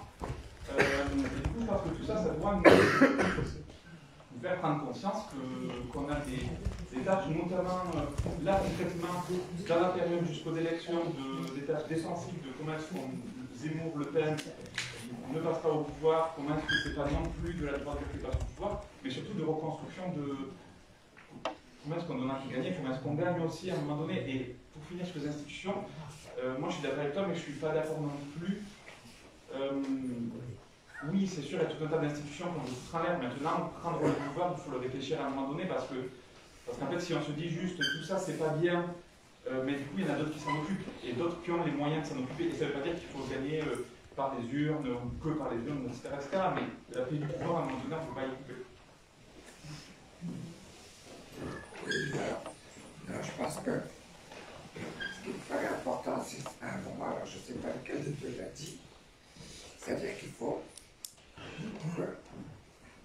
alors c'est la question du problème, c'est effectivement reconstruire un discours global, de la même façon, je crois que c'est Dominique qui a dit comment effectivement la droite arrivait à passer du sociétal à sa politique économique, c'est-à-dire embrasser l'ensemble du champ politique. C'est vrai que à gauche, on est incapable de faire ça. On est incapable, à mon avis, pour deux raisons. La première raison, c'est qu'on n'a toujours pas réussi à penser à dépasser l'échec de toutes les utopies, les tentatives de réalisation de la gauche. Je veux dire qu'on n'a toujours pas réussi à dépasser l'échec d'instauration du communisme. Et on est confronté aujourd'hui à des situations où toute une partie de la gauche n'arrive pas à dire un mot. Je veux dire, sur ce qu'est devenu la Chine aujourd'hui, je ne parle même pas de l'URSS, je veux dire des trucs de pays où on est allé, on a soutenu. Je parle du Nicaragua, qui est devenu une horreur totale de ce qui est devenu le Venezuela aujourd'hui. Et par rapport à ça, il y a déjà effectivement le fait qu'on n'arrive pas à poser une espèce de paradis, en tout cas de purgatoire pour sortir de l'enfer capitaliste. Ça, c'est la deuxième chose, c'est que, en fait, le discours de Zemmour, il est moins un discours raciste, il est un discours raciste, mais il est surtout principalement un discours d'identité nationale. Et en ce sens, il s'inscrit au niveau de ce qui se fait aujourd'hui au niveau mondial. C'est-à-dire que c'est effectivement l'empire russe de Poutine, l'empire d'Erdogan. Et c'est effectivement, on a affaire partout à un nationalisme. Et c'est ça qui va, c'est-à-dire essayer de retravailler l'identité sur l'identité française, c'est-à-dire que le côté raciste et d'une certaine manière est secondaire, il est induit dans cette volonté d'identité française, etc. Et aujourd'hui, je pense qu'effectivement, et c'est la vraie question, comment on peut, à la fois parce que je ne suis pas complètement d'accord avec Aurélie, qui pense qu'à partir de toutes les luttes, quelque chose ou alors il faudrait que la dynamique se mette vraiment en place, et ce que je souhaite, en même temps, je pense qu'il faut une prise de pouvoir. Il faut une prise de pouvoir. Les institutions, elles existent, on les changera. Après la prise du pouvoir, on peut effectivement les bousculer, comme je ne pense pas. Donc aujourd'hui, la vraie question, elle est là. À la fois, je pense qu'il faut être présent tous les jours pour lutter contre cette fascisation du champ politique. Je veux dire juste un truc en deux mots, l'intervention qui a eu, l'intervention des catholiques réactionnaires qui ont interdit un concert au lieu dit à Nantes, dans une église. C'est-à-dire qu'ils sont aujourd'hui présents. À la fois, il y a ça, il faut intervenir là-dessus. En même temps, bon, je veux dire que le vrai problème qu'elle va être confrontée dans quelques mois, ce sera la bataille Macron-Pécresse. Et effectivement, elle se jouera aussi sur les positions de droite. Alors, ouais, j'ai vu donc 4 personnes, en fait 5 même, 5 hommes qui sont inscrits. Donc peut-être on va prendre que des femmes en plus, dont la camarade vas-y.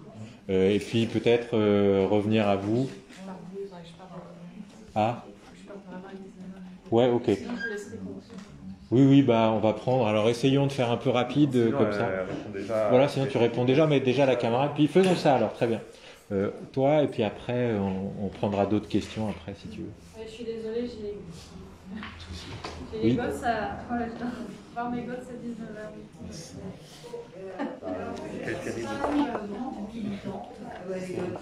Il y a des parties du discours politique que je ne possède pas. Ceci dit, je suis tout à fait prête à donner de mon temps et de mon énergie contre entre Zemmour et Marine Le Pen. Et dans mon passé, où je suis quand même, j'ai beaucoup manifesté, etc., je ne suis pas non plus débutante vu la couleur des cheveux. Une des grandes batailles où il m'a paru que tout le monde était uni, c'était contre la Constitution européenne. Et à ce moment-là, comment moi, qui n'étais incapable de lire ce texte, comment j'ai pu m'en emparer et convaincre des tas de gens à voter contre? J'ai eu deux choses qui m'ont aidé. Une des choses, pardon, c'est que le journal L'Humanité avait publié la Constitution, encadré tous les articles qui faisaient qu'on devait voter contre, en expliquant pourquoi. Moi, j'avais ça, et j'ai appris cet argumentaire, et puis j'ai assisté à des réunions d'attaque qui ont expliqué des choses que moi, toute seule, je n'aurais jamais pu comprendre. Alors je me dis, et par ailleurs, je pense que la gauche, elle n'est jamais aussi forte que quand elle est contre. Parce que quand il s'agit d'être pour, alors là, ça part dans tous les sens. Mais quand il s'agit d'être contre, c'est très facile de nous unir. Donc, je pense que moi, par exemple, pour que je sois aidée, pour que j'ai les bons mots, pour que j'ai les bonnes analyses, j'ai besoin d'aide. Alors, d'où elle peut venir cette aide? Je pense qu'il faut qu'on prenne, par exemple, que les gens qui sont plus cultivés que moi, et politiquement, et syndicalement et cultivés, que vous preniez le discours de Zemmour, et que point par point, vous envoyez un argumentaire, comme on avait fait pour la Constitution européenne, pour que moi je puisse m'en emparer et défendre des idées autour de moi. Voilà ma pensée, c'est que j'ai besoin d'aide et que si on m'aide pas, voilà. Et que, effectivement, si on est tous contre Zemmour et Marine Le Pen avec un discours argumenté, alors bien évidemment j'en ai des arguments, hein, mais si on a un discours argumenté avec des choses que moi toute seule je ne vais pas trouver, eh ben, on va être plus fort. Et que si on combat Zemmour et Marine Le Pen, en même temps, on fera monter les idées de l'autre côté, bien évidemment. C'est-à-dire que si on argumente contre le discours fasciste de ces deux-là, et du reste qui suit, eh ben, on fera monter les idées de l'autre. Ouais. Je propose, comme il y a 5-6 inscrits et qu'Aurélie doit partir bientôt, de repasser à vous trois, puis on peut prendre d'autres questions après. Et surtout, d'abord toi. Ouais, je suis désolée, j'ai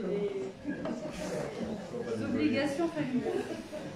Non, juste deux petits points, mais je ne répondrai pas à tout si mes camarades le font très bien aussi. Sur la question des...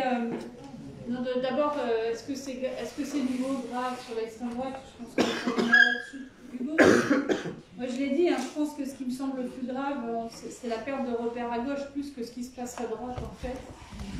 Mais voilà, qui a commencé avec la déchéance, la déchéance de nationalité sur base, jusqu'à la manif du mois de mai, mais jusqu'aux sorties aussi, c'est symptomatique de Roussel ou de Montebourg. C'est quand même, voilà, c'est pour moi symptomatique de repères à gauche sur ces questions fondamentales de liberté publique, de droits humains fondamentaux, d'égalité réelle, d'accueil digne de tous les migrants et migrants. Enfin voilà, il y a quand même des questions fondamentales à gauche aujourd'hui. Il y a une sacrée perte de repères d'une partie de la gauche, je dirais, mais voilà.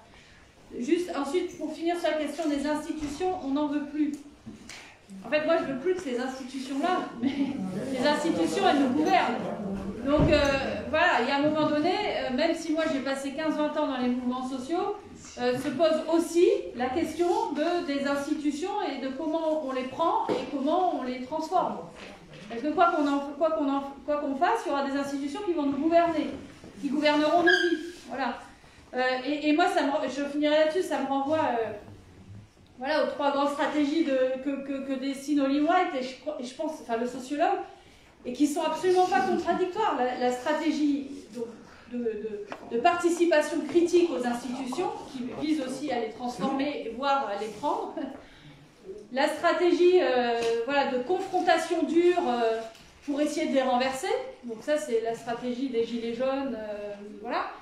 Et la stratégie de ce qu'on appelle interstitielle, c'est-à-dire on essaye, à l'intérieur du capitalisme, de dessiner d'autres voies non capitalistes, du type les ZAD, les monnaies locales, etc., d'une certaine façon. Et pour moi, il n'y a évidemment aucune opposition entre ces trois, bien au contraire. On ne sait pas d'abord quelle sera la bonne stratégie, sans doute un peu des trois, ou pas, peu importe. Mais voilà, pour moi, c'est les trois qui importent, et puis ensuite, qu'il y ait des gens qui naviguent entre les deux, qu'il y ait des entre les trois, qu'il y ait des articulations, tant mieux. Mais pour moi, c'est pareil, il n'y a pas de supériorité d'une stratégie par rapport à une autre. C'est comme quand on parle de l'égale légitimité des luttes.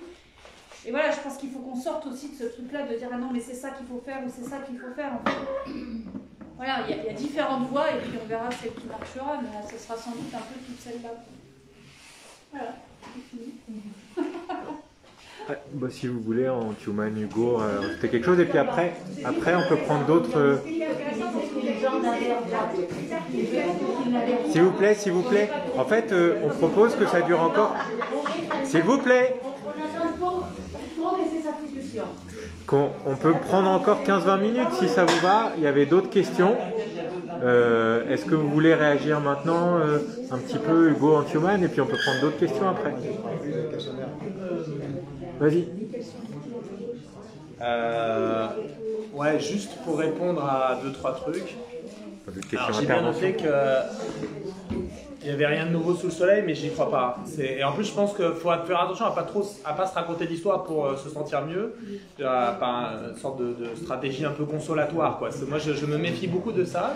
J'ai beaucoup vécu ça dans certaines organisations où on se dit, c'est vrai qu'on est très minoritaire, mais on a plein de raisons de se consoler. Bon. Enfin, le truc, c'est que si on prend, je suis d'accord, hein, moi j'ai ces citations, le bruit et l'odeur, je peux vous parler de mes bilans de citations de Giscard d'Estaing parlant de l'invasion migratoire et disant qu'il faut revenir au droit du sang en 1991 dans le Figaro Mag. Hein. C'est pas des trucs nouveaux, ancien président, voilà, donc c'était une figure de la droite, etc. Donc oui, la droite a toujours eu des tas d'aspects racistes, antisémites, autoritaires, etc. C'est vrai que c'est pas nouveau. Ce qui est nouveau, c'est que par rapport aux années 70, 80, 90, c'est qu'il n'y avait pas eu par exemple, une trentaine de personnes mutilées dans un mouvement social, 12 000 personnes qui font des gardes à vue, 1000 personnes avec des peines de prison ferme, et 1200 avec des peines de prison avec sursis, par exemple. On ne voyait pas dans les années 70-80 des milliers de gens mourir en Méditerranée, suite à des choix politiques très précis faits par des gouvernements de droite, mais aussi de centre-gauche, évidemment, hein, puisqu'ils ont tous maintenu les mêmes politiques anti-migrants et anti-migratoires. Il n'y avait pas des discriminations institutionnalisées vis-à-vis d'une minorité que sont les musulmans de fait, qui sont des discriminations de fait. Enfin, les mamans qui ne peuvent pas accompagner des sorties scolaires, des lycéennes qui ne peuvent pas porter un signe religieux, là où, en contradiction avec la laïcité de 1905 d'ailleurs, parce qu'il a fallu qu'on transforme la laïcité pour faire en sorte que toute une série de droits soient déniés aux musulmans et aux musulmanes à partir des années 2000. Je ne vais pas refaire le débat, mais il y aurait toute une bataille culturelle à mener autour de qu'est-ce qu'on entend par laïcité, qu'est-ce qu'on entendait par laïcité, qu'est-ce qu'on entend aujourd'hui, qu'est-ce que dans une société telle que l'on voudrait vivre, et quel type de laïcité, parce qu'on n'y échapperait pas non plus, hein, de quel type de laïcité on aurait besoin, c'est là, bon, des débats difficiles à avoir aujourd'hui, bon voilà, mais donc je pense qu'on n'est pas dans la même situation, et par ailleurs, on est dans une situation où la gauche pèse 20-25%, et même pour les gens qui pensent que les institutions c'est de la merde, que les élections c'est de la merde, etc., je doute que ça ne les démoralise pas un tant soit peu. Le fait que nos idées, même au sens large, des gens qui ne sont pas trop pour les inégalités, qui sont plutôt contre le racisme, contre le sexisme, en gros, dans le champ électoral, on pèse si peu, je pense que ça nous démoralise tous et toutes, même ceux qui pensent qu'il n'y a que les mouvements sociaux dans la vie et les institutions, on s'en fout. Voilà, donc même si on pense que les institutions, en gros, on a peu de chances de les transformer de l'intérieur, et effectivement, on a très peu de chances, on voit à chaque fois qu'il y a une expérience gouvernementale de gauche, encore récemment en 2015 avec la Grèce, Syriza, etc., on a vu à quel point, pour des raisons à la fois extérieures à la Grèce, la Troïka, etc., mais aussi internes au ministère, hein, Varoufakis, le ministère de l'économie, raconte que, en gros, limite, les mecs, ils mettaient de la colle dans les serrures, quoi. Pour pas que... Non, mais à quel point il y avait des blocages internes aux institutions bourgeoises traditionnelles, quoi. Donc il faut avoir conscience de ça. Mais malgré tout, le fait, par exemple, de construire des forces politiques qui pèsent dans le jeu politique traditionnel, etc., malgré tout, ça pèse dans le rapport de force. Voilà, j'en suis à peu près persuadé. C'est quelque chose, quand on sait qu'il y a une potentialité de transformation politique, c'est aussi un levier de mise en action pour des gens qui sont peut-être un peu moins politisés, qui, bon, voilà.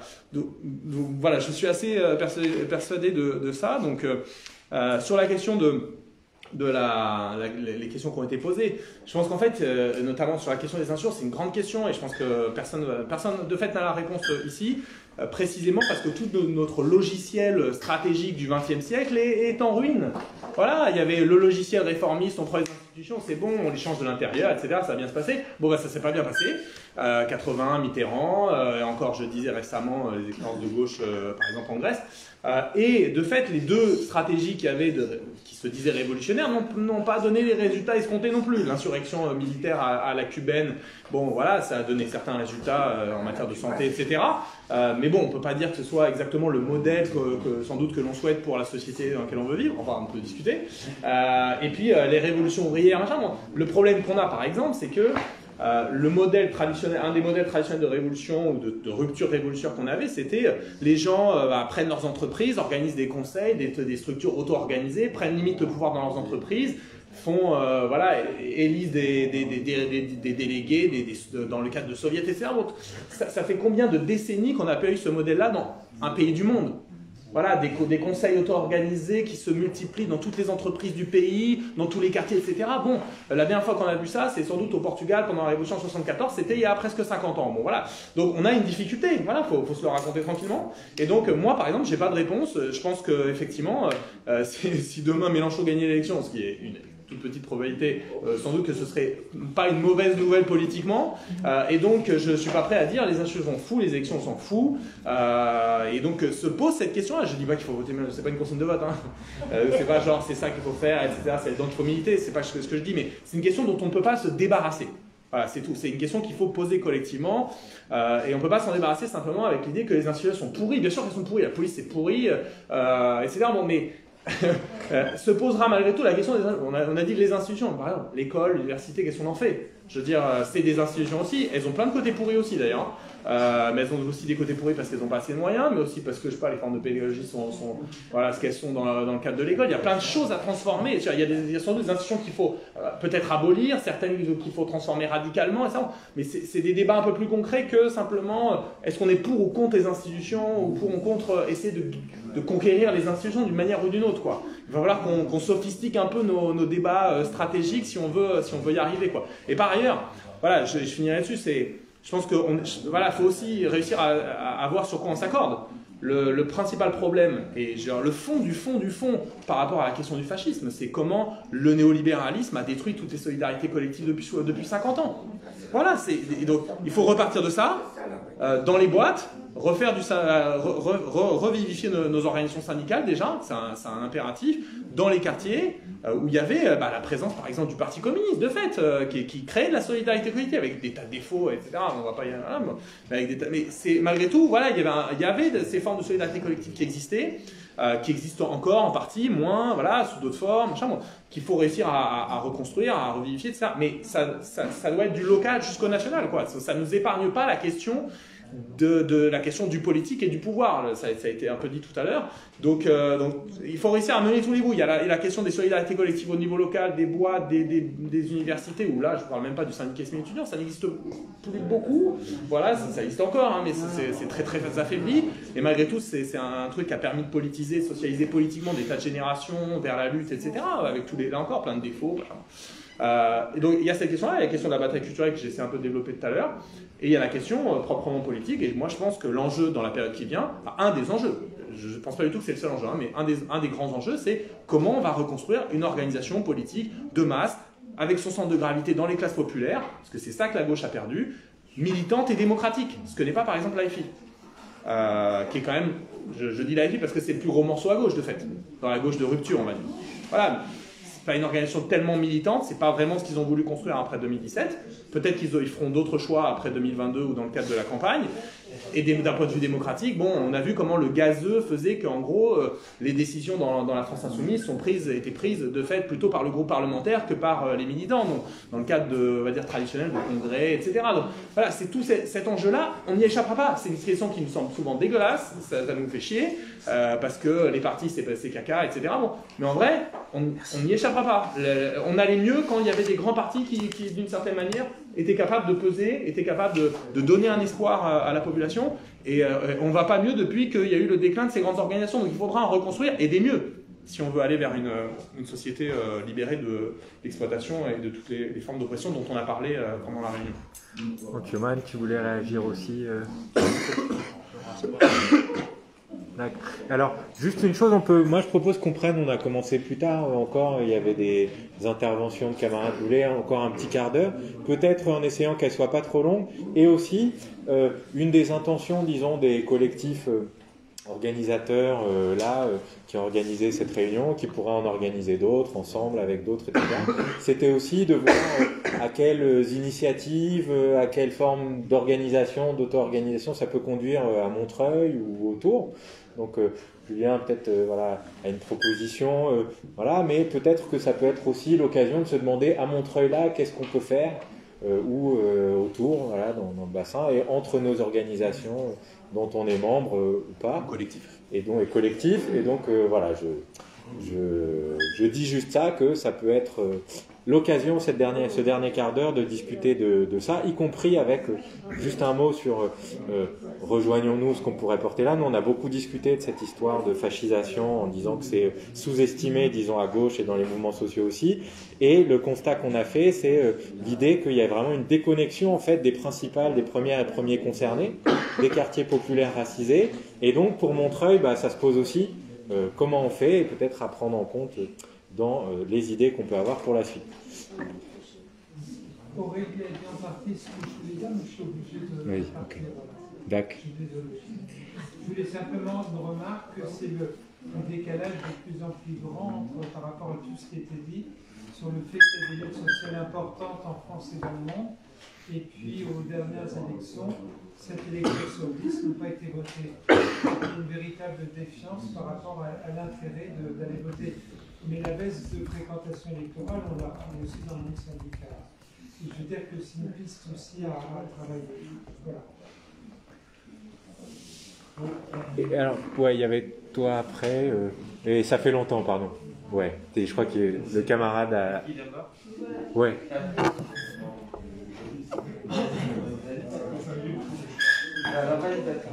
Je crois qu'il y a Patrick de Solidaire Montreuil, de Sud.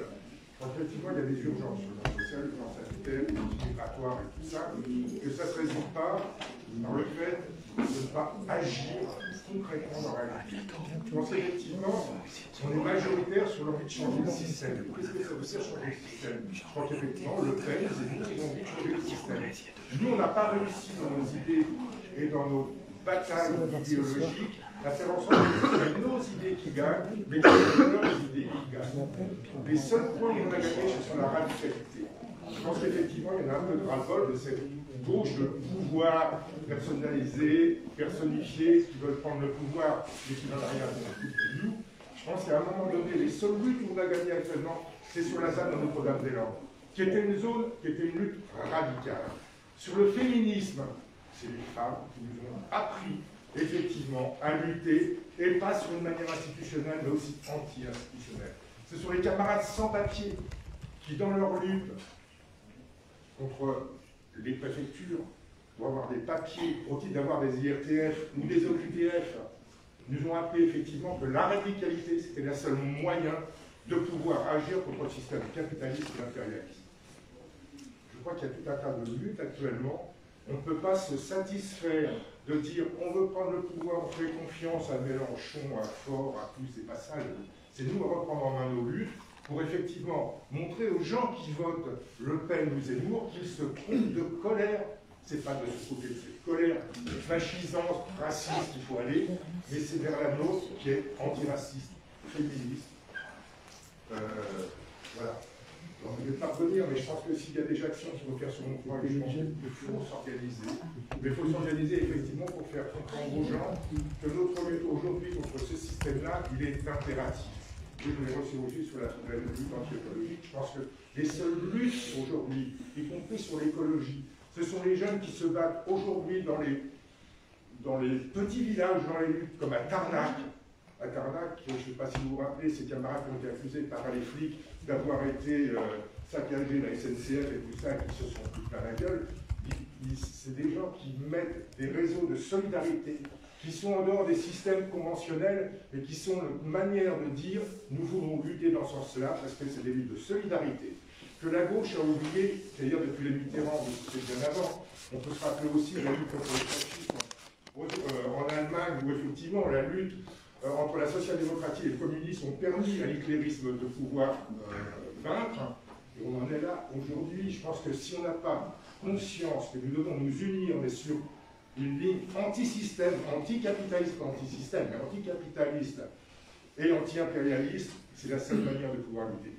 Maintenant, bon, moi je parle d'un point de vue syndical, c'est un petit peu politique parce que j'ai de l'histoire politique derrière, mais en tout cas, nous, c'est vrai qu'au niveau des syndicats, au niveau notamment solidaire, on est prenant et partant pour que cette lutte contre le système soit une lutte anticapitaliste, anti-impérialiste, qui nous rassemble sur ces notions-là.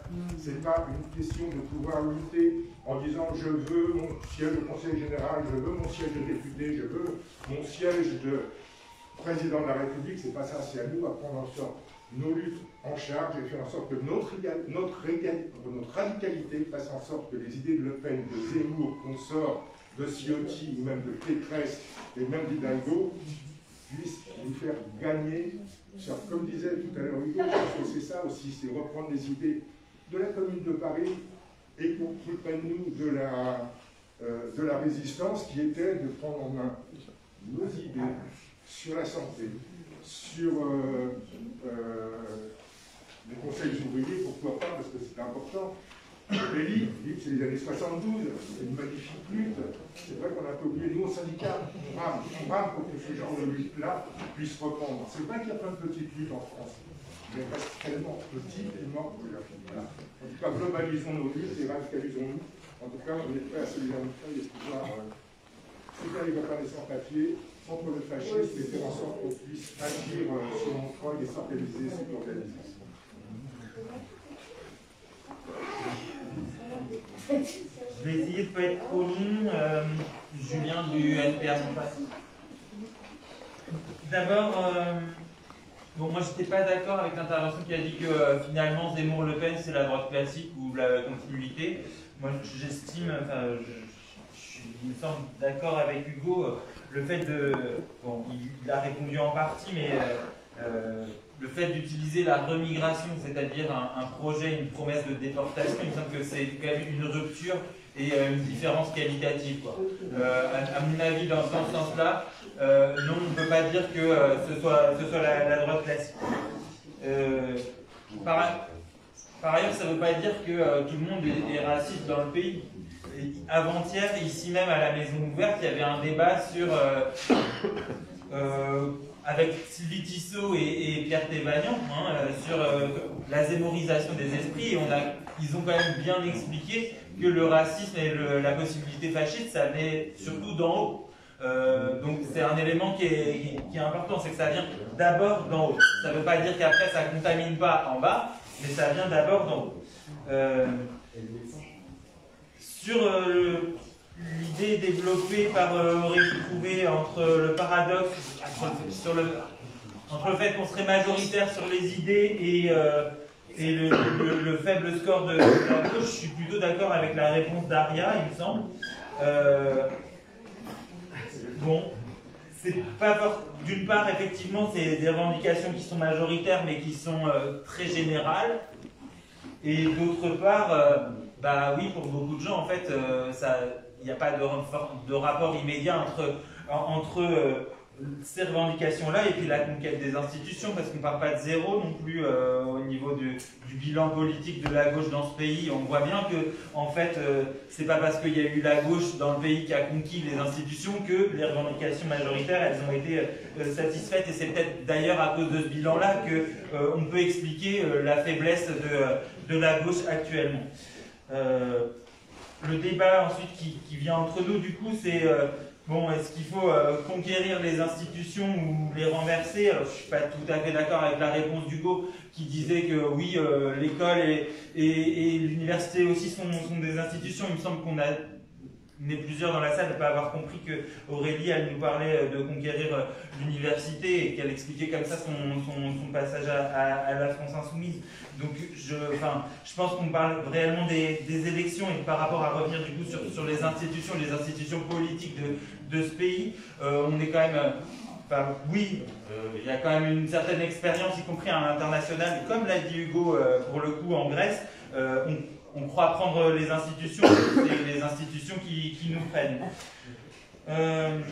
Sur la possibilité, du coup, de ce qui nous réunit, de faire reculer la possibilité fasciste, pour faire reculer la possibilité fasciste, effectivement, il y a plein de choses qui nous réunissent ici dans cette salle, et c'est là-dessus qu'il faut mettre d'une part, c'est, voilà, on est d'accord, il me semble, sur unir la classe sur ses revendications pour créer ce qu'a dit Aurélie, un bloc arc-en-ciel, et peut-être aussi sur un projet alternatif, donc il reste encore à débattre pas mal de contours ou de contenus. À notre avis, il faut un projet de société qui soit éco-socialiste. Bon, et puis là aussi, attention à ne pas se gargariser trop vite parce que la violence anti-woke, à notre avis, c'est plus un retour de bâton. Ça ne veut pas forcément dire qu'en face, ils tremblent de peur de nos alliances, même si, bien sûr, il faut les développer et il faut les pousser. Enfin, pour terminer, moi, je m'attendais à ce que Antouman nous dise et nous appelle à faire un départ collectif samedi prochain pour une manifestation qui part à 15h à Concorde.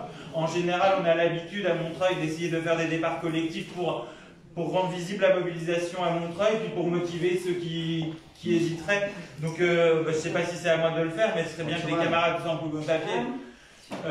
Antouman, départ collectif la semaine prochaine, 14h pour aller à la manifestation. Bon, à toi de nous dire.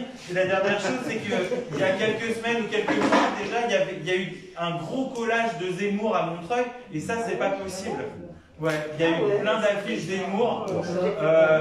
Oui, et donc moi je pense qu'il faut qu'on reste tous en contact et c'est comme ça aussi que je vois. Alors peut-être qu'on pourra réorganiser ce type de réunion, avoir des débats entre nous, ce sera sympa, mais si on pouvait aussi avoir un aspect concret, justement, quelles que soient les affiches de gauche à coller dessus, mais si jamais il y a des affiches Zemmour, et ben qu'on prévienne tout le monde et que les premiers au courant en capacité de recoller, ils aillent le faire. Il y avait... Ouais, Laurent. Vas-y, Antouman, puis Laurent, puis Eric. Oui, en fait, c'est vrai, on va essayer de faire un départ collectif à la mairie pour pouvoir aller. Mais au niveau des CSP Montreuil, ce que moi j'ai proposé à toutes ces personnes ici présentes, c'est le soutien maximal. C'est pourquoi je dis ça. À un moment, les sans-papiers étaient sortis dans la rue, mais l'idée qui est un changement. Et puis, la plupart, en sortant, ils pensaient qu'il y aura une régularisation des règles. On a fait des manifestations répétées. Je pense que toutes ces manifestations répétées qui n'ont pas donné gain de cause pour eux. Moi, personnellement, ça a donné gain de cause, mais certains ne comprennent pas la lutte. C'est quoi la lutte? Pour eux, ça n'a pas donné de gain de cause. C'est pour cela que j'ai fait appel à toutes ces personnes, parce qu'on a nos réunions régulières à Rosbrune, dont on fait des sacs mercredi. Si le soutien pourrait venir nous rebooster pour que ces camarades qui pensent que la lutte ne paye pas, qui reviennent, c'est très important. Aujourd'hui, quand on fait l'appel, parfois, avant, on a 100 personnes, 50 personnes. Aujourd'hui, quand on fait nos réunions hebdomadaires, on n'a qu'une vingtaine, 5 personnes parfois. C'est très important quand les sans-papiers nous voient avec des Français qui nous soutiennent. Je pense que ça peut porter pas mal de choses. On a nos réunions à chaque mercredi, on a des idées à partager. Si les soutiens peuvent venir sur beaucoup d'organisations pour essayer de nous appuyer, c'est très important. À 14h, on sort, on va essayer de faire un départ collectif à la mairie pour pouvoir aller à la manifestation. Super. Vas-y. Ouais, non, je voulais répondre à un monsieur qui est parti là, au début, qui disait que le pays réel n'était pas vraiment raciste et que nous sommes nombreux et que voilà. Moi, je pense que...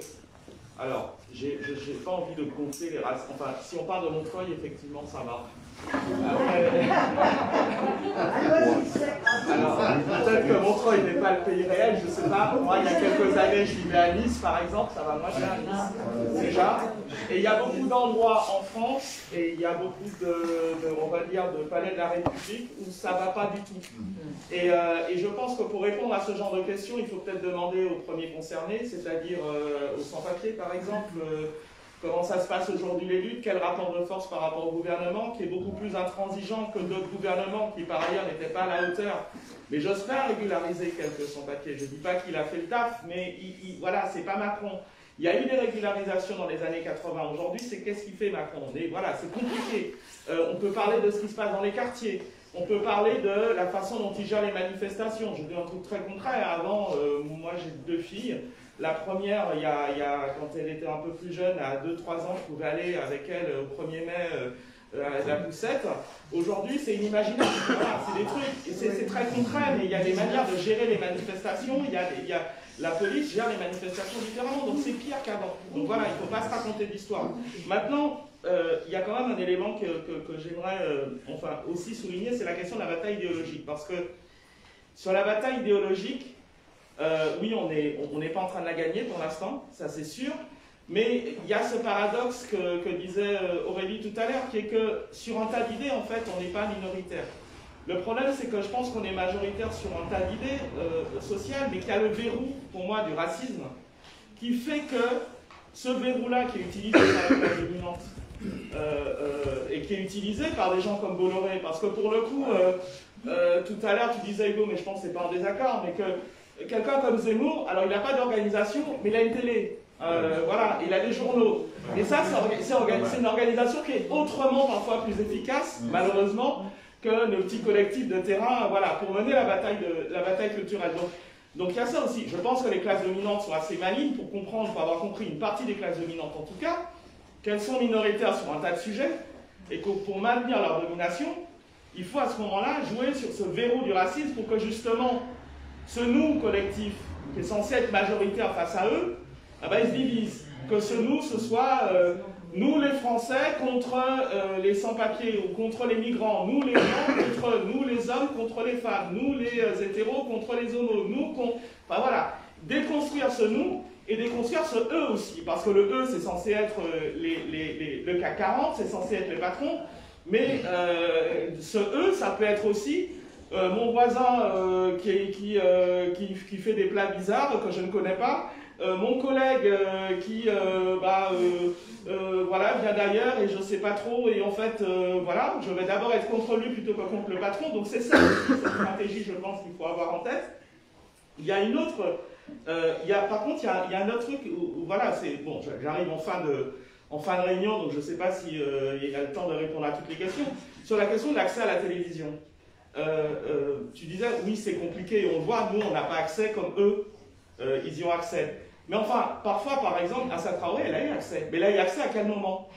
Au moment où il y avait des dizaines de milliers de personnes dans la rue, elle a eu accès provisoirement, dans des conditions évidemment pas comme Zemmour, on est d'accord, on ne lui a pas déroulé le tapis rouge, mais parfois il y a des interstices. Et c'est le rapport de force aussi parfois dans la rue qui peut ouvrir parfois des brèches. Voilà, donc c'est aussi ça. Et je termine sur un dernier truc, la question du rapport aux institutions. Bon, alors, il y en a qui me connaissent, qui savent que, voilà, ce que je pense, mais je le dirai quand même.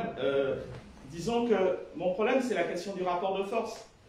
Je veux dire que, évidemment, c'est compréhensible que certains disent on en a marre, on ne veut plus en entendre parler, la gauche a trahi, oui, les partis, y compris, voilà, certains comme la France Insoumise, ne sont pas à la hauteur de la situation.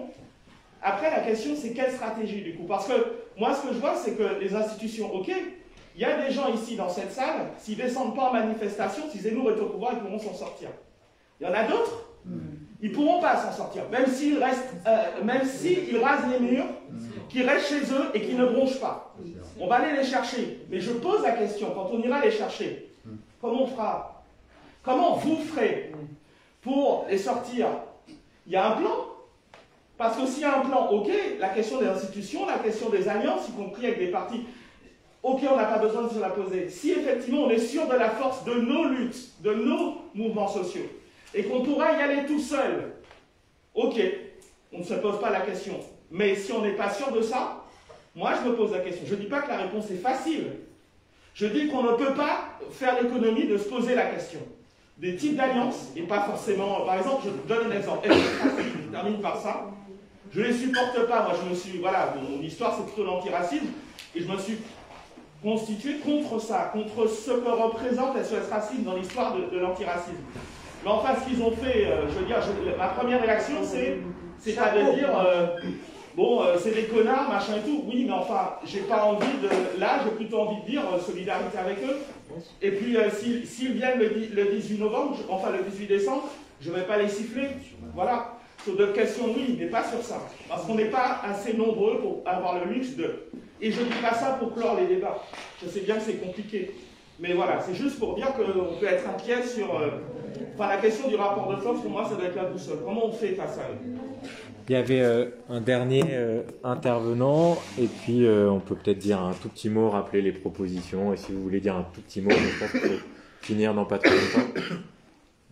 Je voudrais parler de Étienne de la Boétie et de son discours de la solitude volontaire.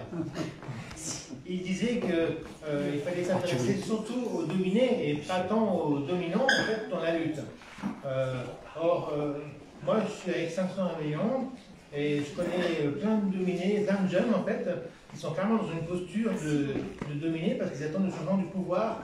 Or, depuis 2 ans et demi que je suis dans ce mouvement, tout ce que j'ai vu c'est du greenwashing. On n'a rien obtenu en fait par la posture d'opposition au pouvoir, la posture de dominer. Donc je pense qu'il faut qu'on aille vers les jeunes pour leur dire que ce n'est pas la peine d'être dans une posture d'opposition et qu'il est temps qu'ils s'organisent par eux-mêmes en créant des assemblées populaires dans les lycées, dans les universités, de façon en fait à constituer le noyau d'institutions révolutionnaires qui s'apprêtent à la légitimité du système en créant une nouvelle légitimité. Voilà, donc moi je rêve d'aller vers les lycées, vers les facs pour ça. Ça pourrait constituer ces assemblées populaires des bases d'appui pour peser dans les élections éventuellement ou pour peser dans des actions contre ponctuellement lorsqu'il y a effectivement matière à lutter. Voilà, je pense qu'il faut réfléchir à la posture de dominants et de s'intéresser davantage aux dominés puissants que sont les jeunes. J'avais oublié un camarade qui voulait parler encore. Vas-y. Oui, il y a des interventions que j'ai moins entendues que d'autres, on va dire. Notamment pour celle qui nous dirait qu'il n'y a pas réellement un danger fasciste dans la situation actuelle. Et pour ça, je trouve que vraiment, les interventions du doigt, elles sont